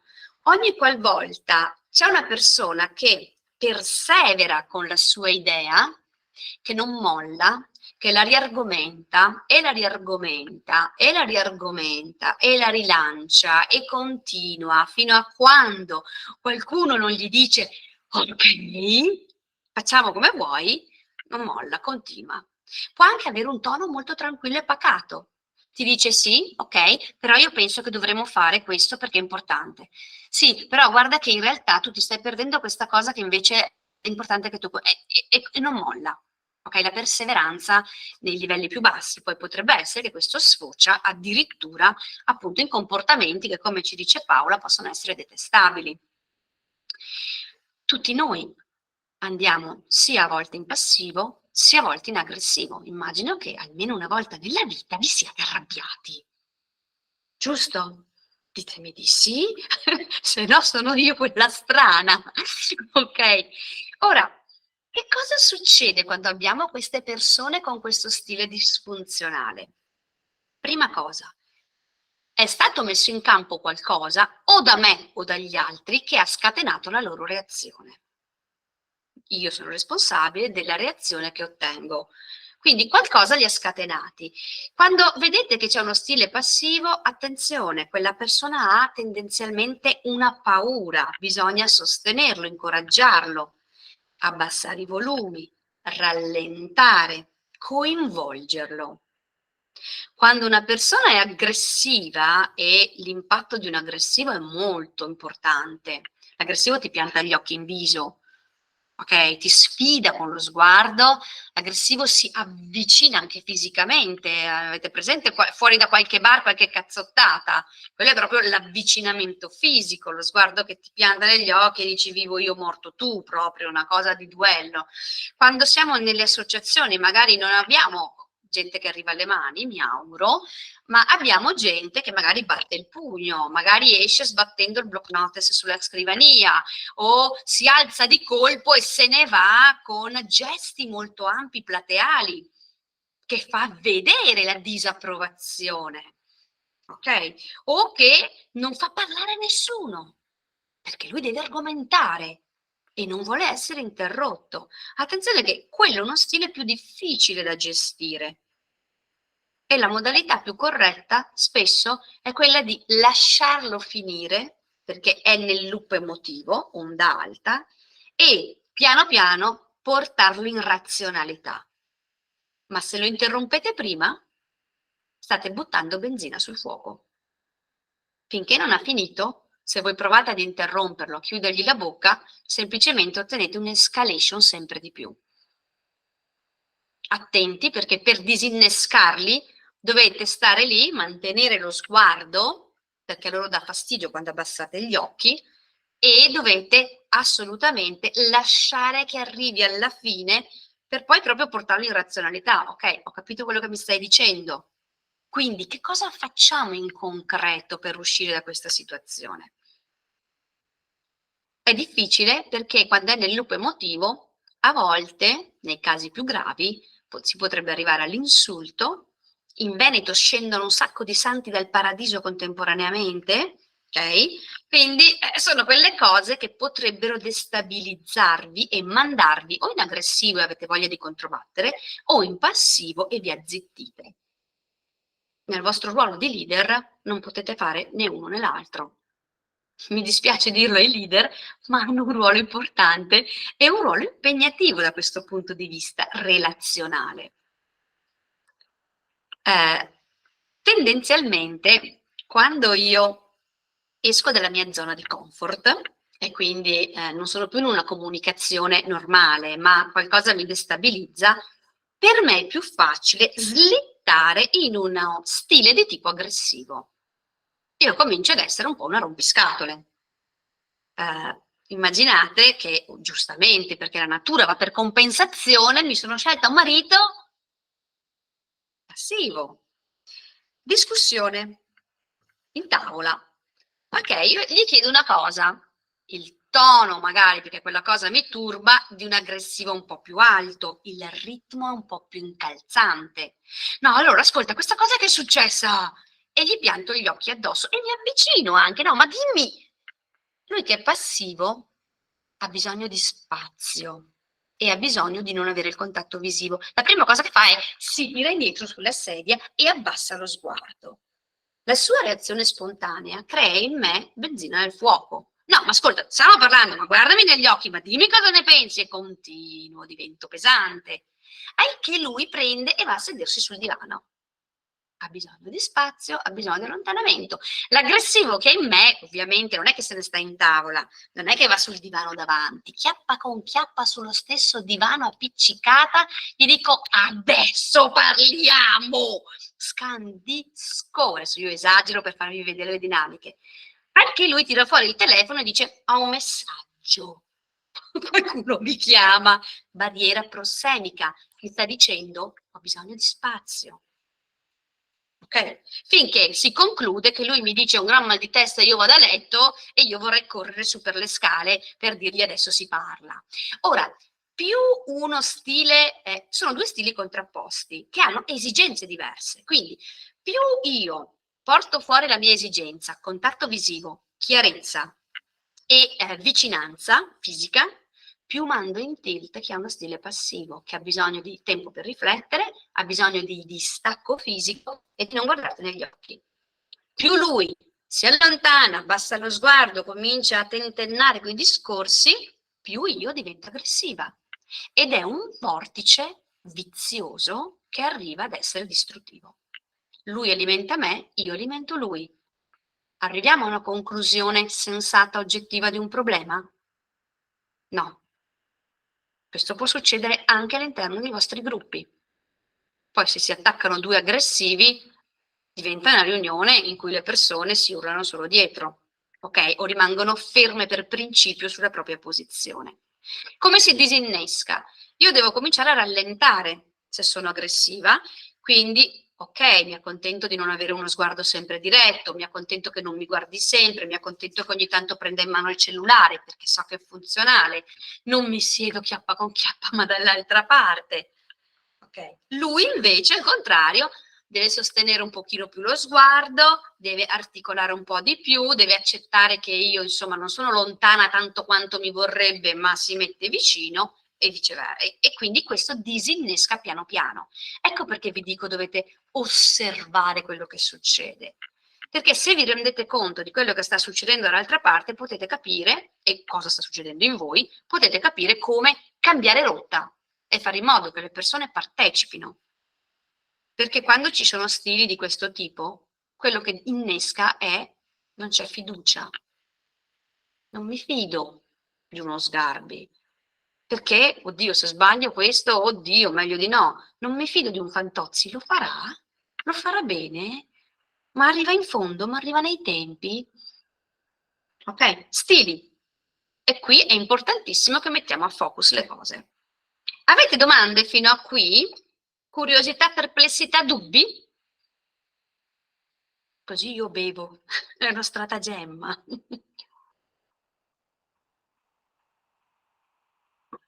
No, tutto chiaro, è che quello che dici tu sicuramente ha bisogno di un sacco di allenamento, perché questi stili qua, nelle varie sfumature, le trovi sempre nei gruppi.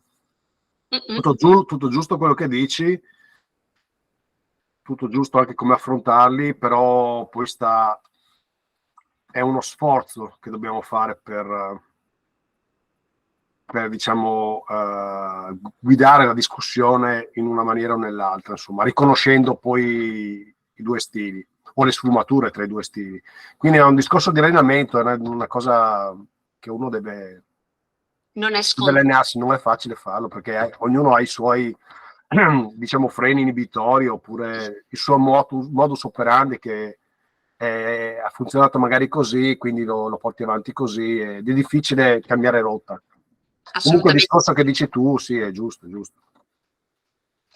Allora, è molto importante che noi ci poniamo sempre nell'ottica di qual è l'obiettivo. Se siete in una modalità, ok, dobbiamo fare sta cosa, io faccio questo, tu fai questo, ok. Quando è importante porre attenzione? Quando quella cosa lì sta danneggiando il gruppo, sta danneggiando quello che è i risultati che volete ottenere. Non so chi mi chiedeva l'altra volta, mi diceva ma come si fa a gestire una persona che è sempre quella che controbatte, che protesta, che non gli va mai bene niente? Ok, è Giorgio, ok? Che è il tipico Sgarbi, no? Della situazione, che è il lamentoso di turno.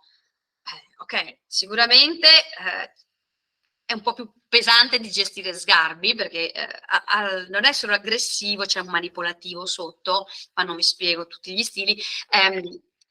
Sicuramente questa è una persona che vuole essere ascoltata. A un certo punto devo tagliare la testa al toro, mi rendo conto, Giorgio. Cioè, non posso nemmeno sprecare 20 ore ad ascoltare una persona che si lamenta. Quindi ti do un po' di spazio e poi ti dico, ok, quindi o hai una soluzione oppure torna con una soluzione. Però è importante che noi piano piano li abituiamo e ci abituiamo, perché anch'io cado nell'errore di andare in aggressivo, nonostante sono tanti anni che studio questa cosa. Siamo esseri umani. Il fatto di cominciare a porre attenzione, cominciare a dire, ecco, ci sono ricascata, ho rifatto la figura del detestabile che mi avete scritto prima, cavolo, dovevo reagire in modo diverso. E mi fermo a pensare. ed è un lavoro che è vero, non sempre è facile, non sempre è immediato e alle volte vi chiede un consumo di energia. E una volta nel vostro ruolo è fondamentale però che ci sia qualcuno che a un certo punto fa in modo che non si destabilizzi tutto il gruppo. Alessandra ci scrivo, bisogna impegnarsi, concordo, tutto chiaro, concordo con questa ultima osservazione, bisogna impegnarsi, alcuni fanno più fatica di altri perché non si rendono conto di come comunicano, è vero, non in modo inclusivo. Come possiamo far rendere conto a queste persone che hanno una comunicazione che non hanno una comunicazione inclusiva? Allora, se lo stile è quello aggressivo, bisogna portarli passo passo lentamente, perché la prima reazione che avranno è quella di sentirsi giudicati e di avere un rifiuto, di andare in non è vero. Quindi io vi consiglio di andare piano piano su cose un pochino più concrete, perché se voi dite, ah guarda che come stai parlando in realtà stai offendendo gli altri, loro ti dicono non è vero. Quindi bisogna piano piano portarli proprio prima a ragionare su cose un pochino più oggettive e quindi magari invece di dire, anche farglielo notare. Tendenzialmente quello che succede è che le persone non sanno queste cose di comunicazione, quando lo sanno cominciano magari a porci attenzione. Un consiglio che potrei darti è, Alessandra, fagli vedere la registrazione di questa serata, magari, che cominciano a capire che ci sono stili che non dipende dal sono una buona persona o sono una cattiva persona. Okay? E poi proprio aiutarli a riformulare tu per loro quello che hanno detto. Ecco, tu non capisci un tubo, dici sempre queste cose, non servono a niente. Ok, quindi da leader dico, ok, quindi stai dicendo che non vedi l'utilità di questa informazione. Che cosa ti servirebbe? Che cosa è utile invece secondo te? Cominciare a volte ad essere i primi che scusate, mi sto intercolando la lingua, è venerdì anche per me, riformulano la frase e la pulite piano piano per omeostasi o anche per copia e incolla, il modeling famoso. Quello che succede è che le persone cominciano a cambiare un pochino, salvi i passivi che non chiudono e in qualche modo rimetti un pochino più in pace anche gli aggressivi che si sentono ascoltati perché stai riportando la loro frase ma hai abbassato i toni. Ed è un lavoro fatto di prova ed errore, prova ed errore, prova ed errore, ci provo, a volte funziona, a volte non funziona, non mi arrendo, vado avanti, non tutti reagiranno bene, alcuni però potrete portarli a parlare come voi o ad relazionarsi in modo sano. Non so se ho risposto, Alessandra, dimmi. Cercare, scrive Domeggi di Cadore, cercare la soluzione insieme se è un rapporto importante.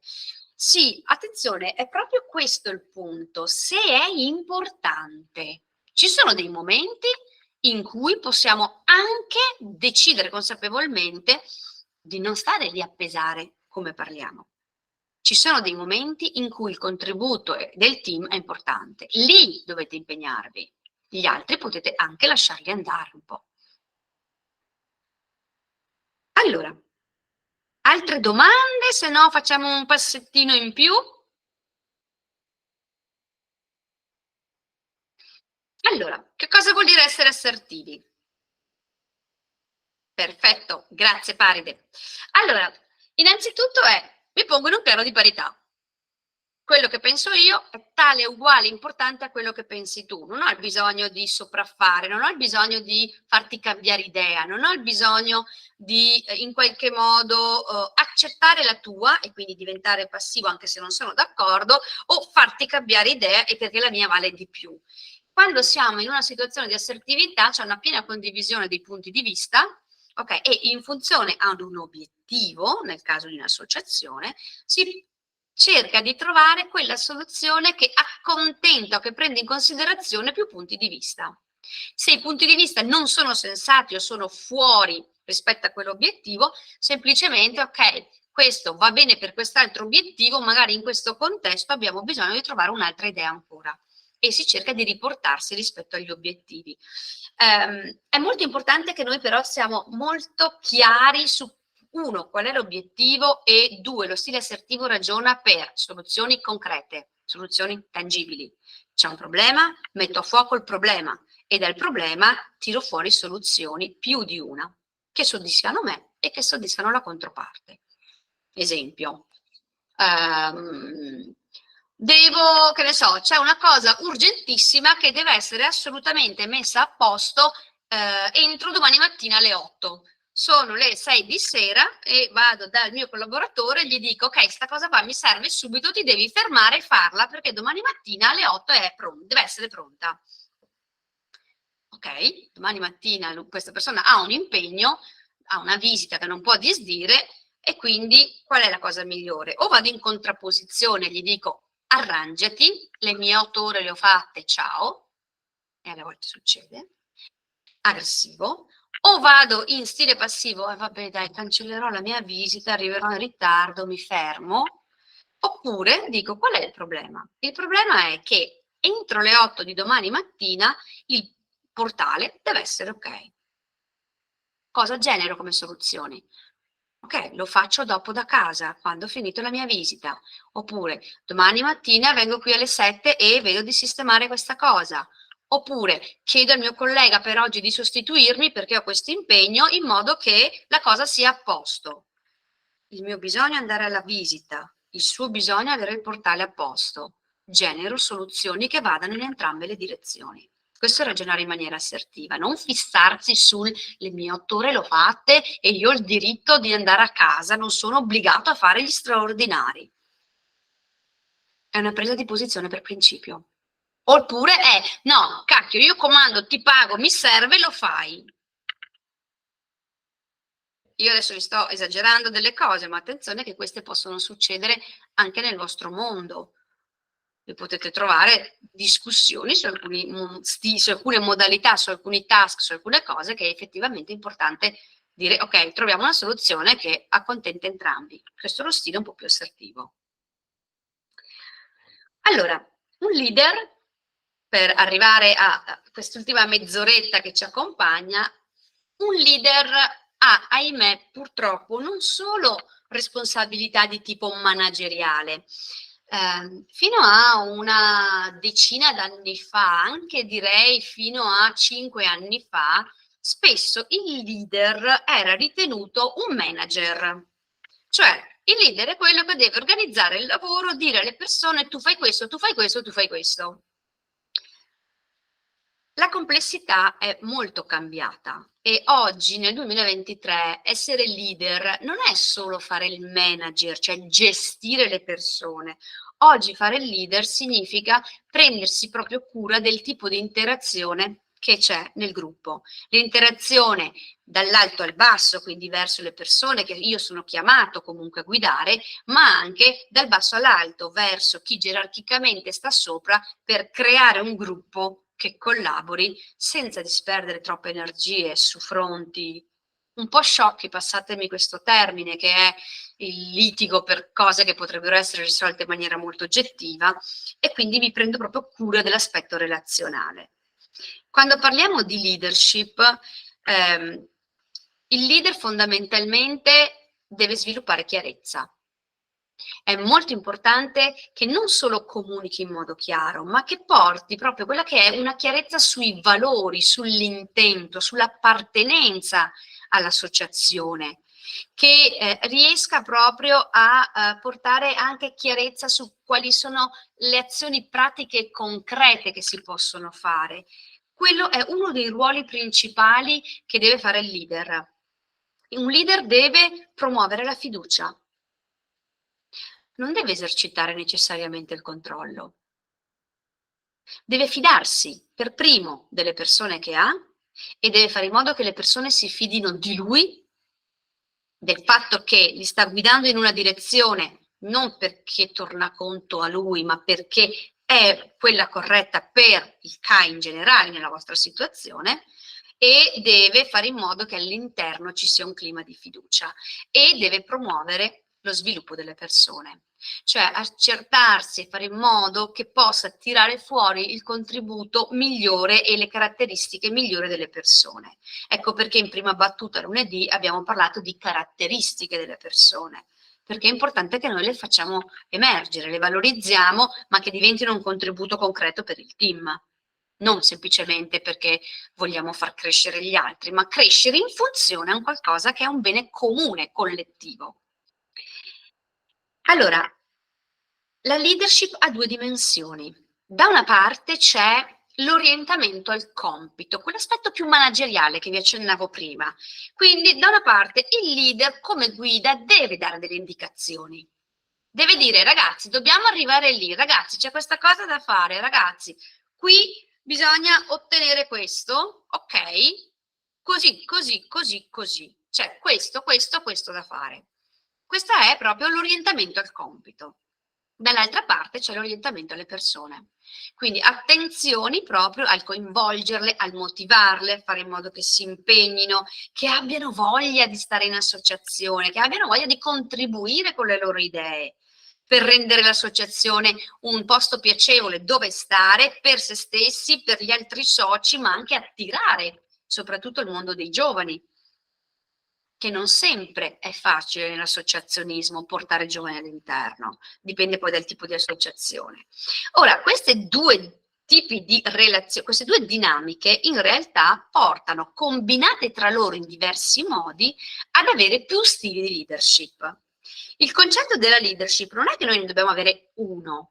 Oggi si parla di leadership situazionale, ossia in base alla persona che ho di fronte, in base alla situazione che devo gestire, io devo adottare o un modo o un altro modo, o uno stile o un altro stile di leadership. Non ne devo avere uno e quello è uguale per tutti, ma devo riuscire a trovare il modo corretto per ottenere il meglio dalle persone che ho, senza farle sentire sfruttate, ma facendole sentire parte di questa grande famiglia. Quindi non ho un unico stampino. Quali sono gli stili? Qui vi invito, mentre io ve li racconto, no, in questi minuti che ci restano, vi invito a pensare a qual è il vostro. Ognuno di noi ne porta prevalentemente 1/2. Qual è quello in cui vi riconoscete un po' di più in base alle caratteristiche dei vari leader? Ora, quello che succede è un po' questo. Alto orientamento al compito, quindi è un leader, in questo caso quando siamo molto sul che cosa dobbiamo fare, diamo un sacco di informazioni, oppure basso orientamento al compito, do poche indicazioni, non mi serve, non è quello che dobbiamo fare che mi interessa. Quindi siamo nella parte alta e bassa dello schema. Destra e sinistra, invece, alto orientamento alle relazioni, quindi grande apertura verso gli altri, oppure basso orientamento alle persone, tendenzialmente chiusura verso gli altri. In questi 4 assi si posizionano, così come li vedete, 6 stili di leadership. Alcuni sono un po' pericolosi, vanno dosati con attenzione. Altri possono invece essere un po' più aperti, soprattutto un po' più utilizzati, ma dipende sempre da che tipo di persone avete nella vostra squadra. Allora, cominciamo da quello che viene visto come lo stile un po' più distruttivo in un team se usato male, che è lo stile direttivo. Ho usato un'immagine molto forte per farvi un po' capire che lo stile direttivo ha come caratteristica fondamentale quella di dare tantissime indicazioni ed essere poco orientato alle persone. Quindi tendenzialmente è uno stile di leadership che dà una persona che dà tante indicazioni devono essere chiare, le indicazioni vengono spesso messe in atto, cioè comunicate in modo autoritario. Non chiede tanto alle persone il contributo, quando tende al comando. Devi fare questo, questo, questo e questo. E si aspetta che le persone eseguano puntualmente quello che gli ha chiesto, che non ci siano libere iniziative o prese di posizione o qualcuno che in qualche modo fa le cose di testa sua. Quando è usato male, questo stile potrebbe portare fuori anche o una comunicazione aggressiva, oppure potrebbe portare fuori dei feedback costanti negativi che ti dicono hai sbagliato a fare questo, ti ho chiesto così ma hai fatto colà, devi ascoltarmi, devi fare quello che ti dico. Ecco, lì slitta sull'aspetto che deve essere cancellato. Questo stile è funzionale, serve quando serve. Serve, ad esempio, quando avete dei compiti relativamente semplici da portare avanti. Non hanno bisogno di mettere le persone in una situazione di fatica e quindi chiedere impegno, chiedere volontà, coinvolgere le persone su un piano diverso dalla semplice parte esecutiva. E sono fondamentali, è uno stile fondamentale nelle situazioni di crisi, nelle situazioni di emergenza. Allora lì, quando c'è una crisi, c'è un'emergenza, io devo andare di stile direttivo. Ok? C'è un impianto che sta per collassare e non è che posso mettermi a discutere tu cosa faresti, ma tu secondo te. No, vado di comando, chiudi l'impianto. Lì ci serve la forza del direttivo. Quando è passata l'urgenza, bisogna andare a recuperare la relazione. Allora diventa funzionale. Guarda, prima scusa, ti ho dato un comando diretto, ti ho detto chiudi, non ti ho dato neanche la possibilità di replicare, poteva succedere questo. Immaginate tutte le situazioni in cui ci sono dei momenti in cui, anche sulla sicurezza, no? La sicurezza personale, che bisogna prendere una decisione. Immaginate una guida alpina che deve salvare il gruppo perché qualcuno sta facendo una cosa che non serve. Federico ci dice, lo stile direttivo in situazioni di emergenza e crisi funziona quando solo uno è direttivo. Certo, se cominciano ad esserci 4 persone che comandano, nessuno sa chi deve ascoltare, anzi, vince chi ha creato la percezione di maggiore autorevolezza o per anzianità o perché gli riconoscono un rispetto. Ma tendenzialmente, ecco, mio nonno mi dice sempre che non ci sono 2 galli in un pollaio, non funziona, ce ne deve essere uno, no? Lo stesso vale nei gruppi, Federico è perfettamente centrato. Una persona dà un comando diretto, gestisce la situazione di crisi, poi ritorno. Quando è che non funziona invece? Non funziona perché le persone non vengono valorizzate nel tempo. Una persona che vorrebbe contribuire si sente di essere un soldatino chiamato semplicemente ad eseguire. Gianfranco ci scrive, in un'associazione di volontariato con uno stile del genere, se applicato troppo spesso e arbitrariamente, porta probabilmente ad attriti e a potenziali defezioni da parte degli altri componenti. Sì, esattamente sì. Lo stile direttivo infatti è tra tutti il più distruttivo del gruppo.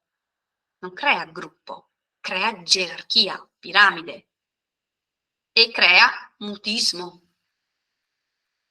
Quando le persone non si sentono valorizzate, ci sta che nei momenti di crisi bisogna essere fermi, ci sta anche che poi mi occupo di comunque riprendere le relazioni.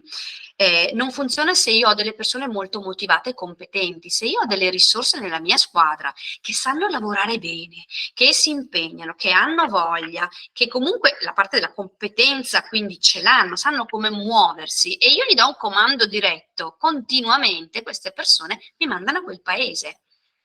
Perché sanno di essere portatori di conoscenze e di competenze, ma io non gli do spazio con questo tipo di stile.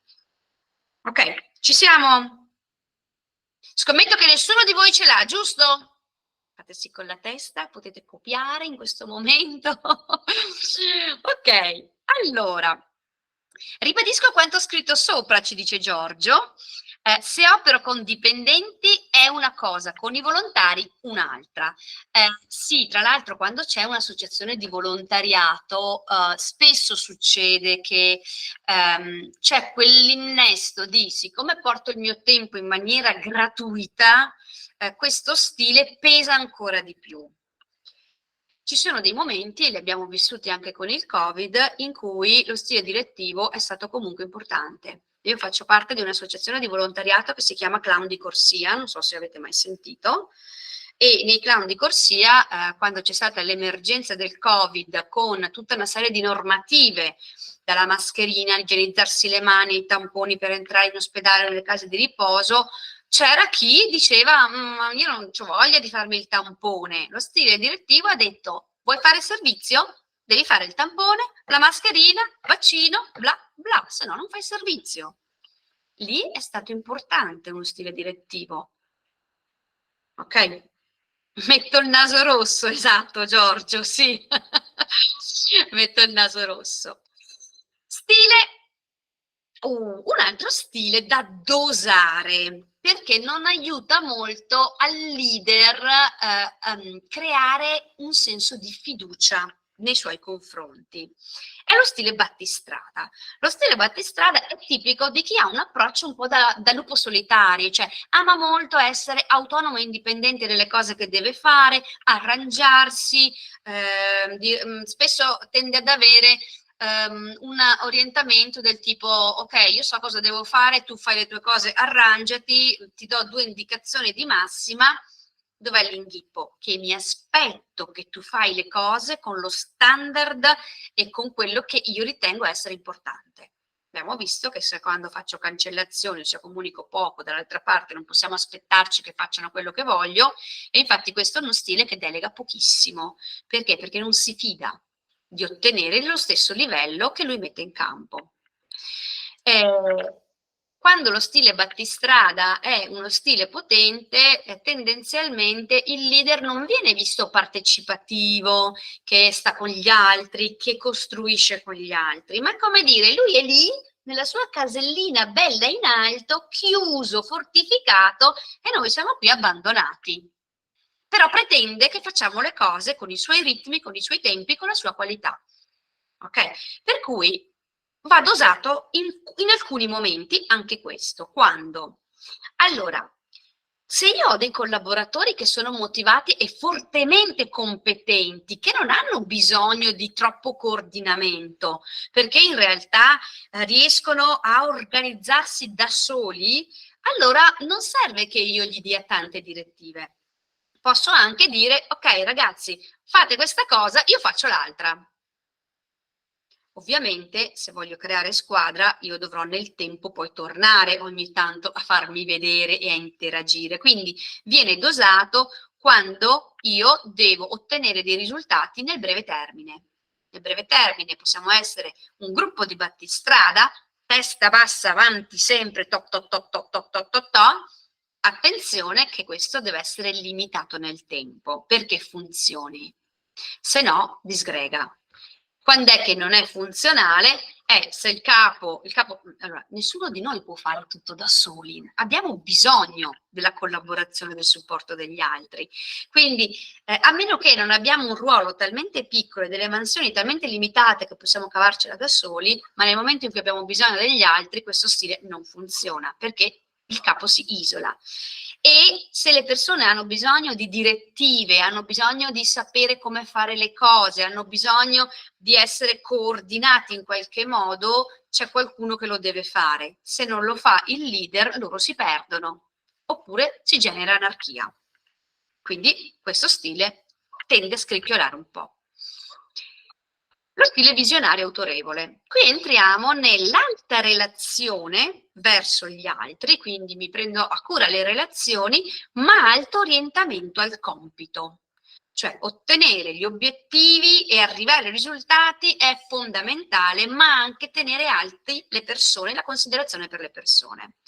Questo è uno stile che viene chiamato visionario perché non si limita a dare delle direttive a livello organizzativo dell'organizzazione, ma tende a chiedere molto il punto di vista degli altri, a coinvolgerli, a sentire che cosa ne pensano, e la forza che ha questo stile è quella di ispirare gli altri. Quello stile che ti fa innamorare di quello che fai, che ti fa sognare, che ti dice: siamo qui, stiamo facendo una fatica tremenda, ok, dobbiamo fare un sacco di cose, ma guardate che cosa stiamo ottenendo, guardate dove possiamo andare, guardate che beneficio che portiamo, che contributo che portiamo agli altri. Ok, quindi stabilisce dei parametri, stabilisce delle regole senza andare troppo nel dettaglio, ma soprattutto cerca di ispirare gli altri a tirare fuori il meglio di loro. Quando è funzionale? Quando si vivono periodi di cambiamento. Cambiamento spaventa. Nessuno di noi vorrebbe rimettersi costantemente in discussione.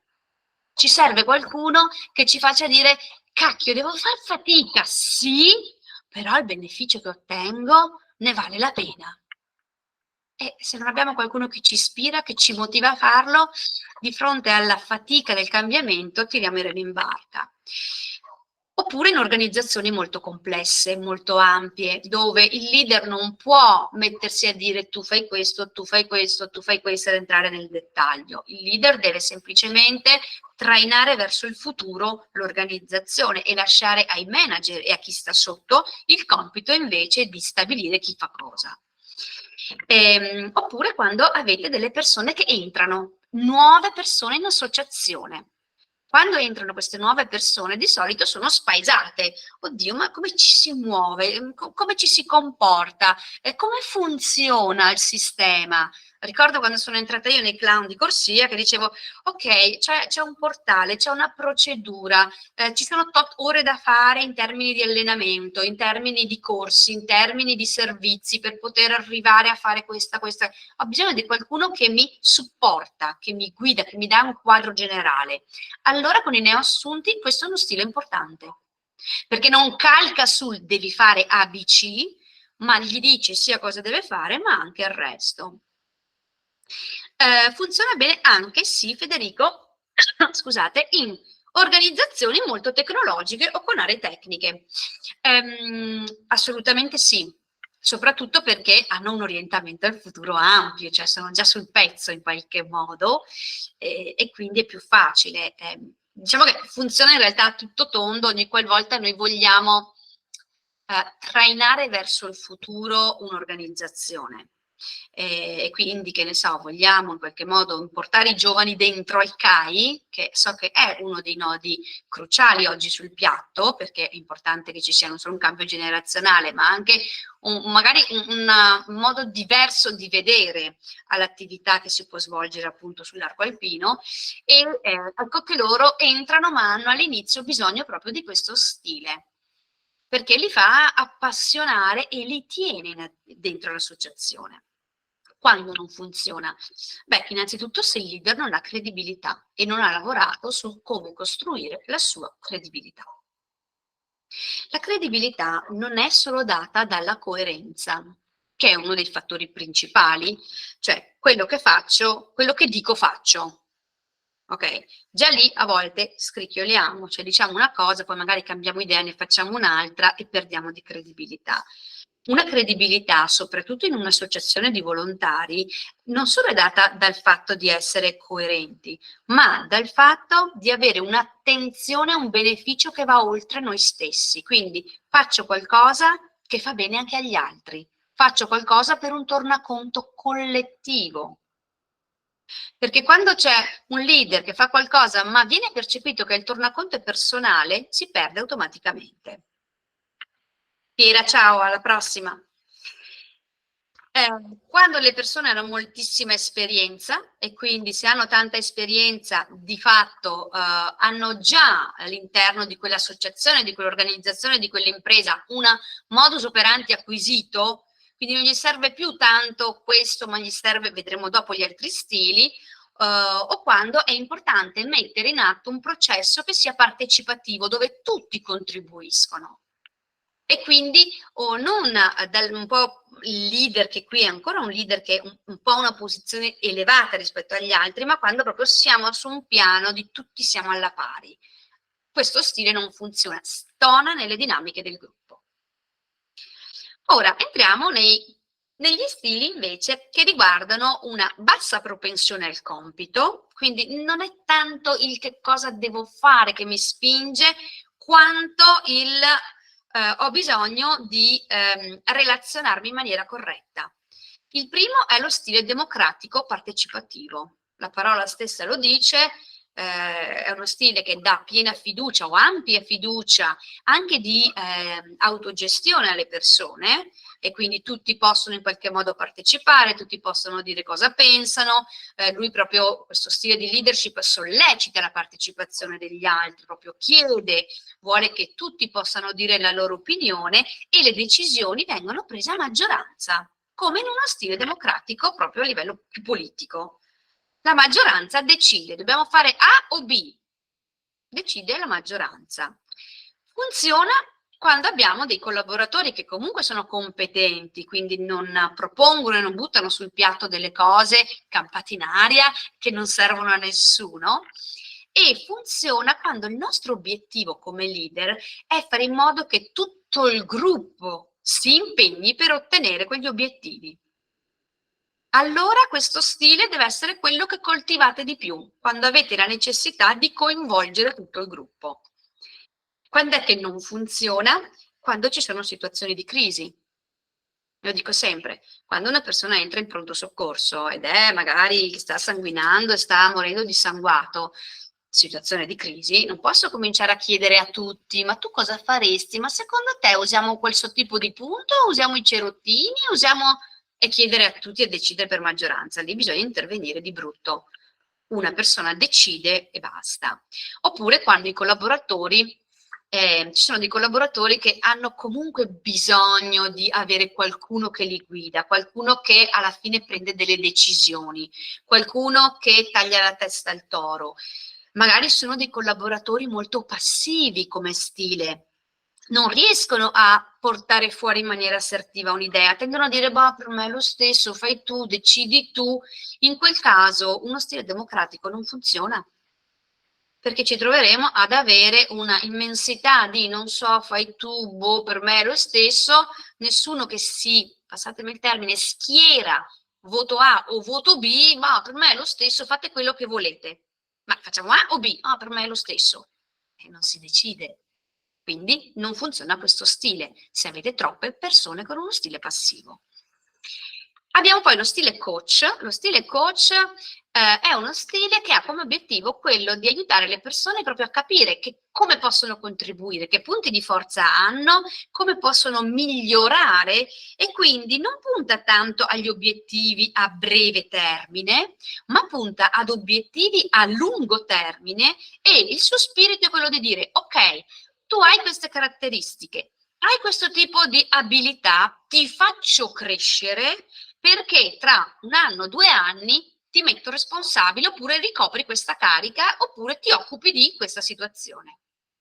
Quindi rinuncia al breve per far crescere una persona nel lungo termine e farla rivestire poi di ruoli importanti.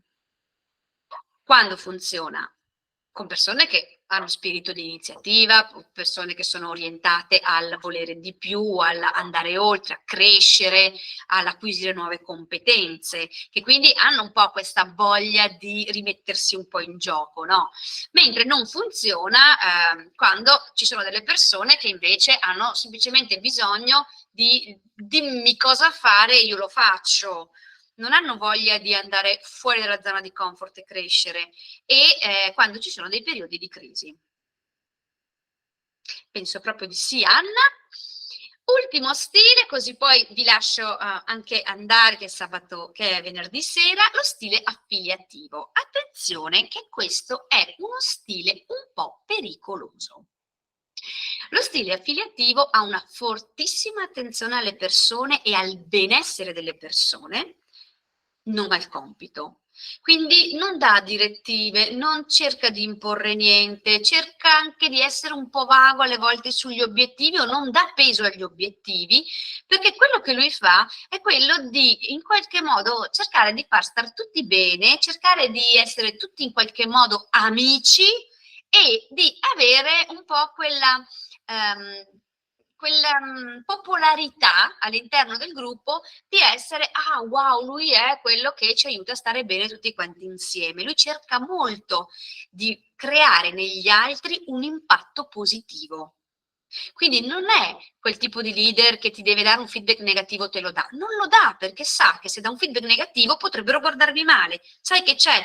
Faccio l'amicone con tutti, così tutti mi vogliono bene, tutti mi guardano bene e io mi sento bene nel gruppo, perché tutti dicono che bel leader che abbiamo noi.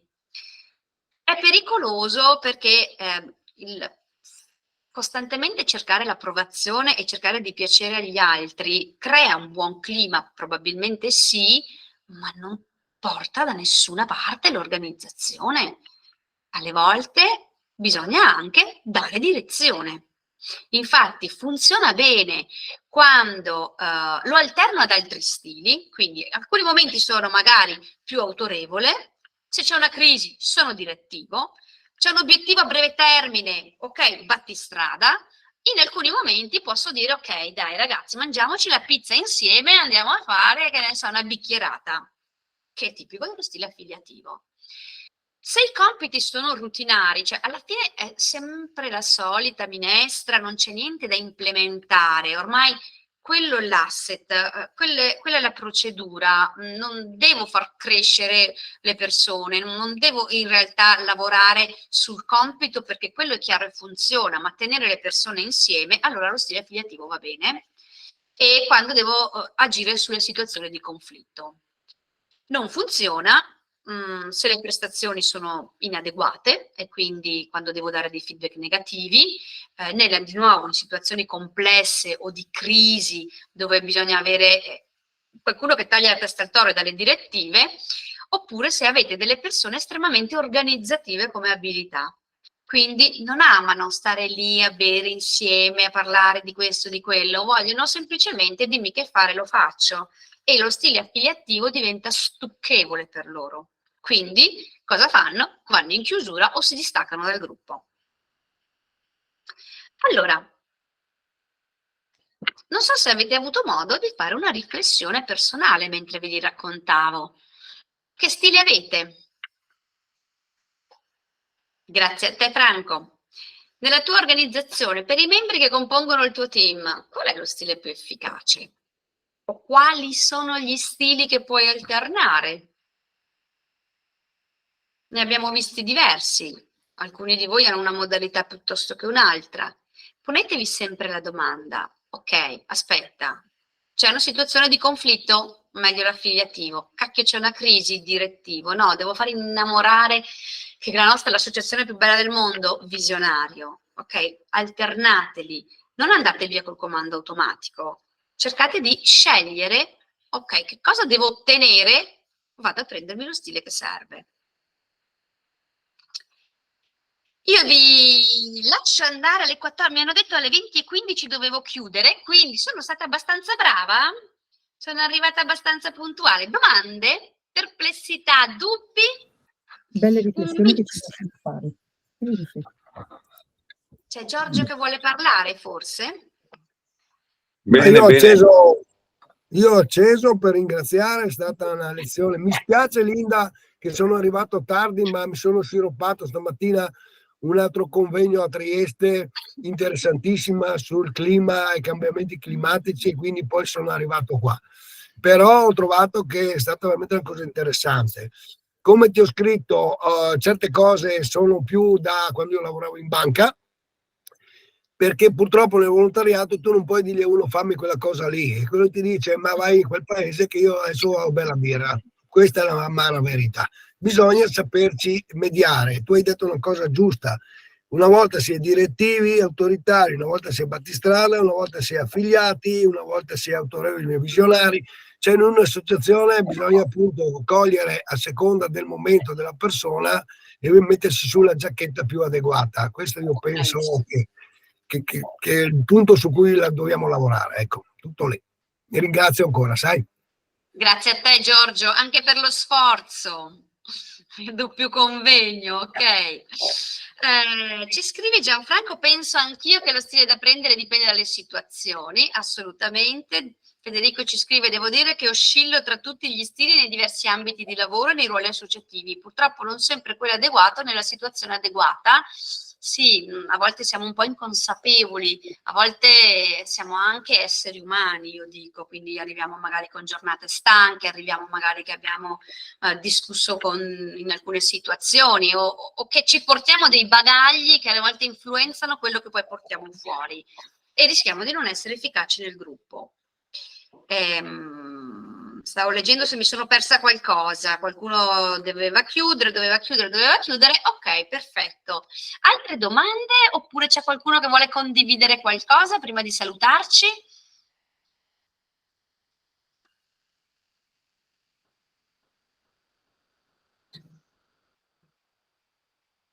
Non siate passivi, aprite il microfono. No, io posso solo dirti che ti ringrazio, insomma. Sì, condivido tutto quello che hai detto e ribadisco quello che hai detto prima, cioè i suggerimenti che hai dato assolutamente condivisibili, e sta poi a noi a sforzarci, e non penso che sia proprio facile per tutti, almeno per me no, di sicuro, e applicarli, perché è un discorso di allenamento e di uno è portato di più, uno di meno, insomma, ecco. Però sì, tutto. Poi consideriamo anche il fatto che quando siamo in un'associazione di volontari, e io lo vivo in un altro tipo di associazione molto più piccola, anche a livello di struttura, anche se VIP Italia è in realtà un contenitore che ha 70 VIP è il nome, viviamo in positivo, che ha 70 organizzazioni e circa 4.500 clown in tutta Italia, quindi non è piccolissima, no? Ma la nostra realtà piccolina di Treviso, mi rendo conto che tu doni del tempo. Per cui alle volte il fatto che lo facciamo con uno spirito di volontariato in qualche modo ci fa passare quell'idea non necessariamente corretta che ma sì, possiamo anche permetterci di fare le cose come ci vengono, cioè non ci sentiamo in obbligo come magari quando siamo in un mondo più lavorativo dove ci chiedono delle performance per un compenso. Alle volte, non tutti, più poi siete impegnati a livello dirigenziale, più avete una responsabilità, ma lo vedo anche rispetto ai nuovi clown che arrivano, a persone che magari dicono mi sento autorizzato a venire a fare quello che faccio, chi se ne frega. Questo non fa bene, perché crea purtroppo delle situazioni di malcontento, soprattutto a chi si sta veramente facendo un cuore immenso per dare il meglio per questa associazione. E io mi rendo conto che alle volte da noi il direttivo proprio, il gruppo che gestisce, ha preso delle decisioni che sono arrivate con uno stile direttivo e non sono state leggere. Ma nel momento in cui le vedi funzionali al benessere della collettività e del servizio che fai, a un certo punto devi dire ok, ci sta. Il rovescio della medaglia è che purtroppo le vedo anch'io con i clown, le defezioni, quando succedono queste cose, cominciano ad aumentare. Perché lì è più importante a un certo punto, cioè bisogna bilanciare il, ok, c'è una direttiva, te la impongo, perché mi è chiesto di importela, immaginate il Covid, voglio dire, come si fa a entrare in una RSA, in una casa di riposo, se non ti fai almeno un tampone in periodo di Covid? Cioè, non si può, voglio dire, per rispetto, al di là del quanto credete o meno a questa cosa. Dall'altra parte però devo anche stare attento che la relazione in un mondo di volontariato è un aspetto fondamentale. Le persone stanno nel momento in cui sentono di stare bene. Appena sentono screzi, pesantezza, le persone cambiano. Non so se lo vivete anche voi. La defezione non la vedo sempre in maniera negativa, però. Nel senso che a volte è una defezione, nel senso è meglio che vai piuttosto che rimani, non tutto naturalmente. Dipende dalle competenze che perdi. Dipende dalle competenze che perdi, dipende da chi hai come leader. Se è un leader che sa il fatto suo, una defezione forse è meglio che ci sia piuttosto che no, insomma. Sì, la cosa è piuttosto complessa. Sì, è complessa, anche perché ricordiamoci che abbiamo abilità diverse. Allora, è ovvio che persone molto organizzative dicono ok, se fai bene il tuo lavoro stai, se no ci fai perdere tempo, vai. Vabbè, propensioni, non c'è giudizio, è proprio stili diversi. Se trovi una persona molto relazionale, e considerate che il mondo in cui sono io c'è un aspetto relazionale molto forte, no? Mentre il mondo vostro c'è anche un aspetto legato a una dinamica di vivere la montagna che è un po' più ampio. ok?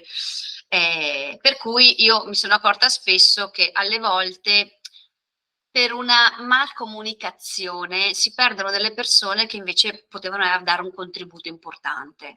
Bisogna saper gestire. Alle volte è vero, ma questo anche in azienda, che ci sono delle persone che è meglio perdere, perché non riescono a trovare il modo di incastrarsi con le altre persone e funzionare bene. Per tutta una serie di cose, spostati in un'altra azienda magari funzionano benissimo e ti chiedi ma perché questa cosa? Ma non abbiamo il controllo su tutte le dinamiche. Quello che possiamo fare è porre attenzione a che cosa innesco, che reazione hanno, che modalità hanno, cercare di trovare la quadra con gli strumenti che abbiamo e concordo con Giorgio, se questa quadra non si trova, piuttosto che perdere 10 persone per colpa di una, passatemi il termine colpa che è bruttissimo, è meglio che esca una persona e salviamo le altre 10. Okay, questo il leader lo deve fare e a volte è una scelta che non è simpatica da fare. È scomoda un po', però ci sono delle volte in cui bisogna salvare il più possibile. Allora, vedo se qualcuno ha scritto qualcos'altro, scusate in chat perché io chiacchiero un sacco. 20 e 22, forza e coraggio. 20 e 22 sono, 20 e 23. Allora, non vedo domande. Quindi? Ok, quindi io vi auguro un buonissimo weekend. Vi ringrazio infinitamente della partecipazione, non è stato scontato, invece vi siete messi in gioco, avete perfino disegnato cerchi e quadrati stasera, aiuto! E io vi auguro un buon percorso e di essere degli ottimi leader, fanno sempre bene. Grazie infinite. Grazie mille. Grazie a te. Grazie. Grazie. Grazie a lei. Buona Ciao. serata. Ciao a tutti. Ciao Stefano. Buona serata a tutti.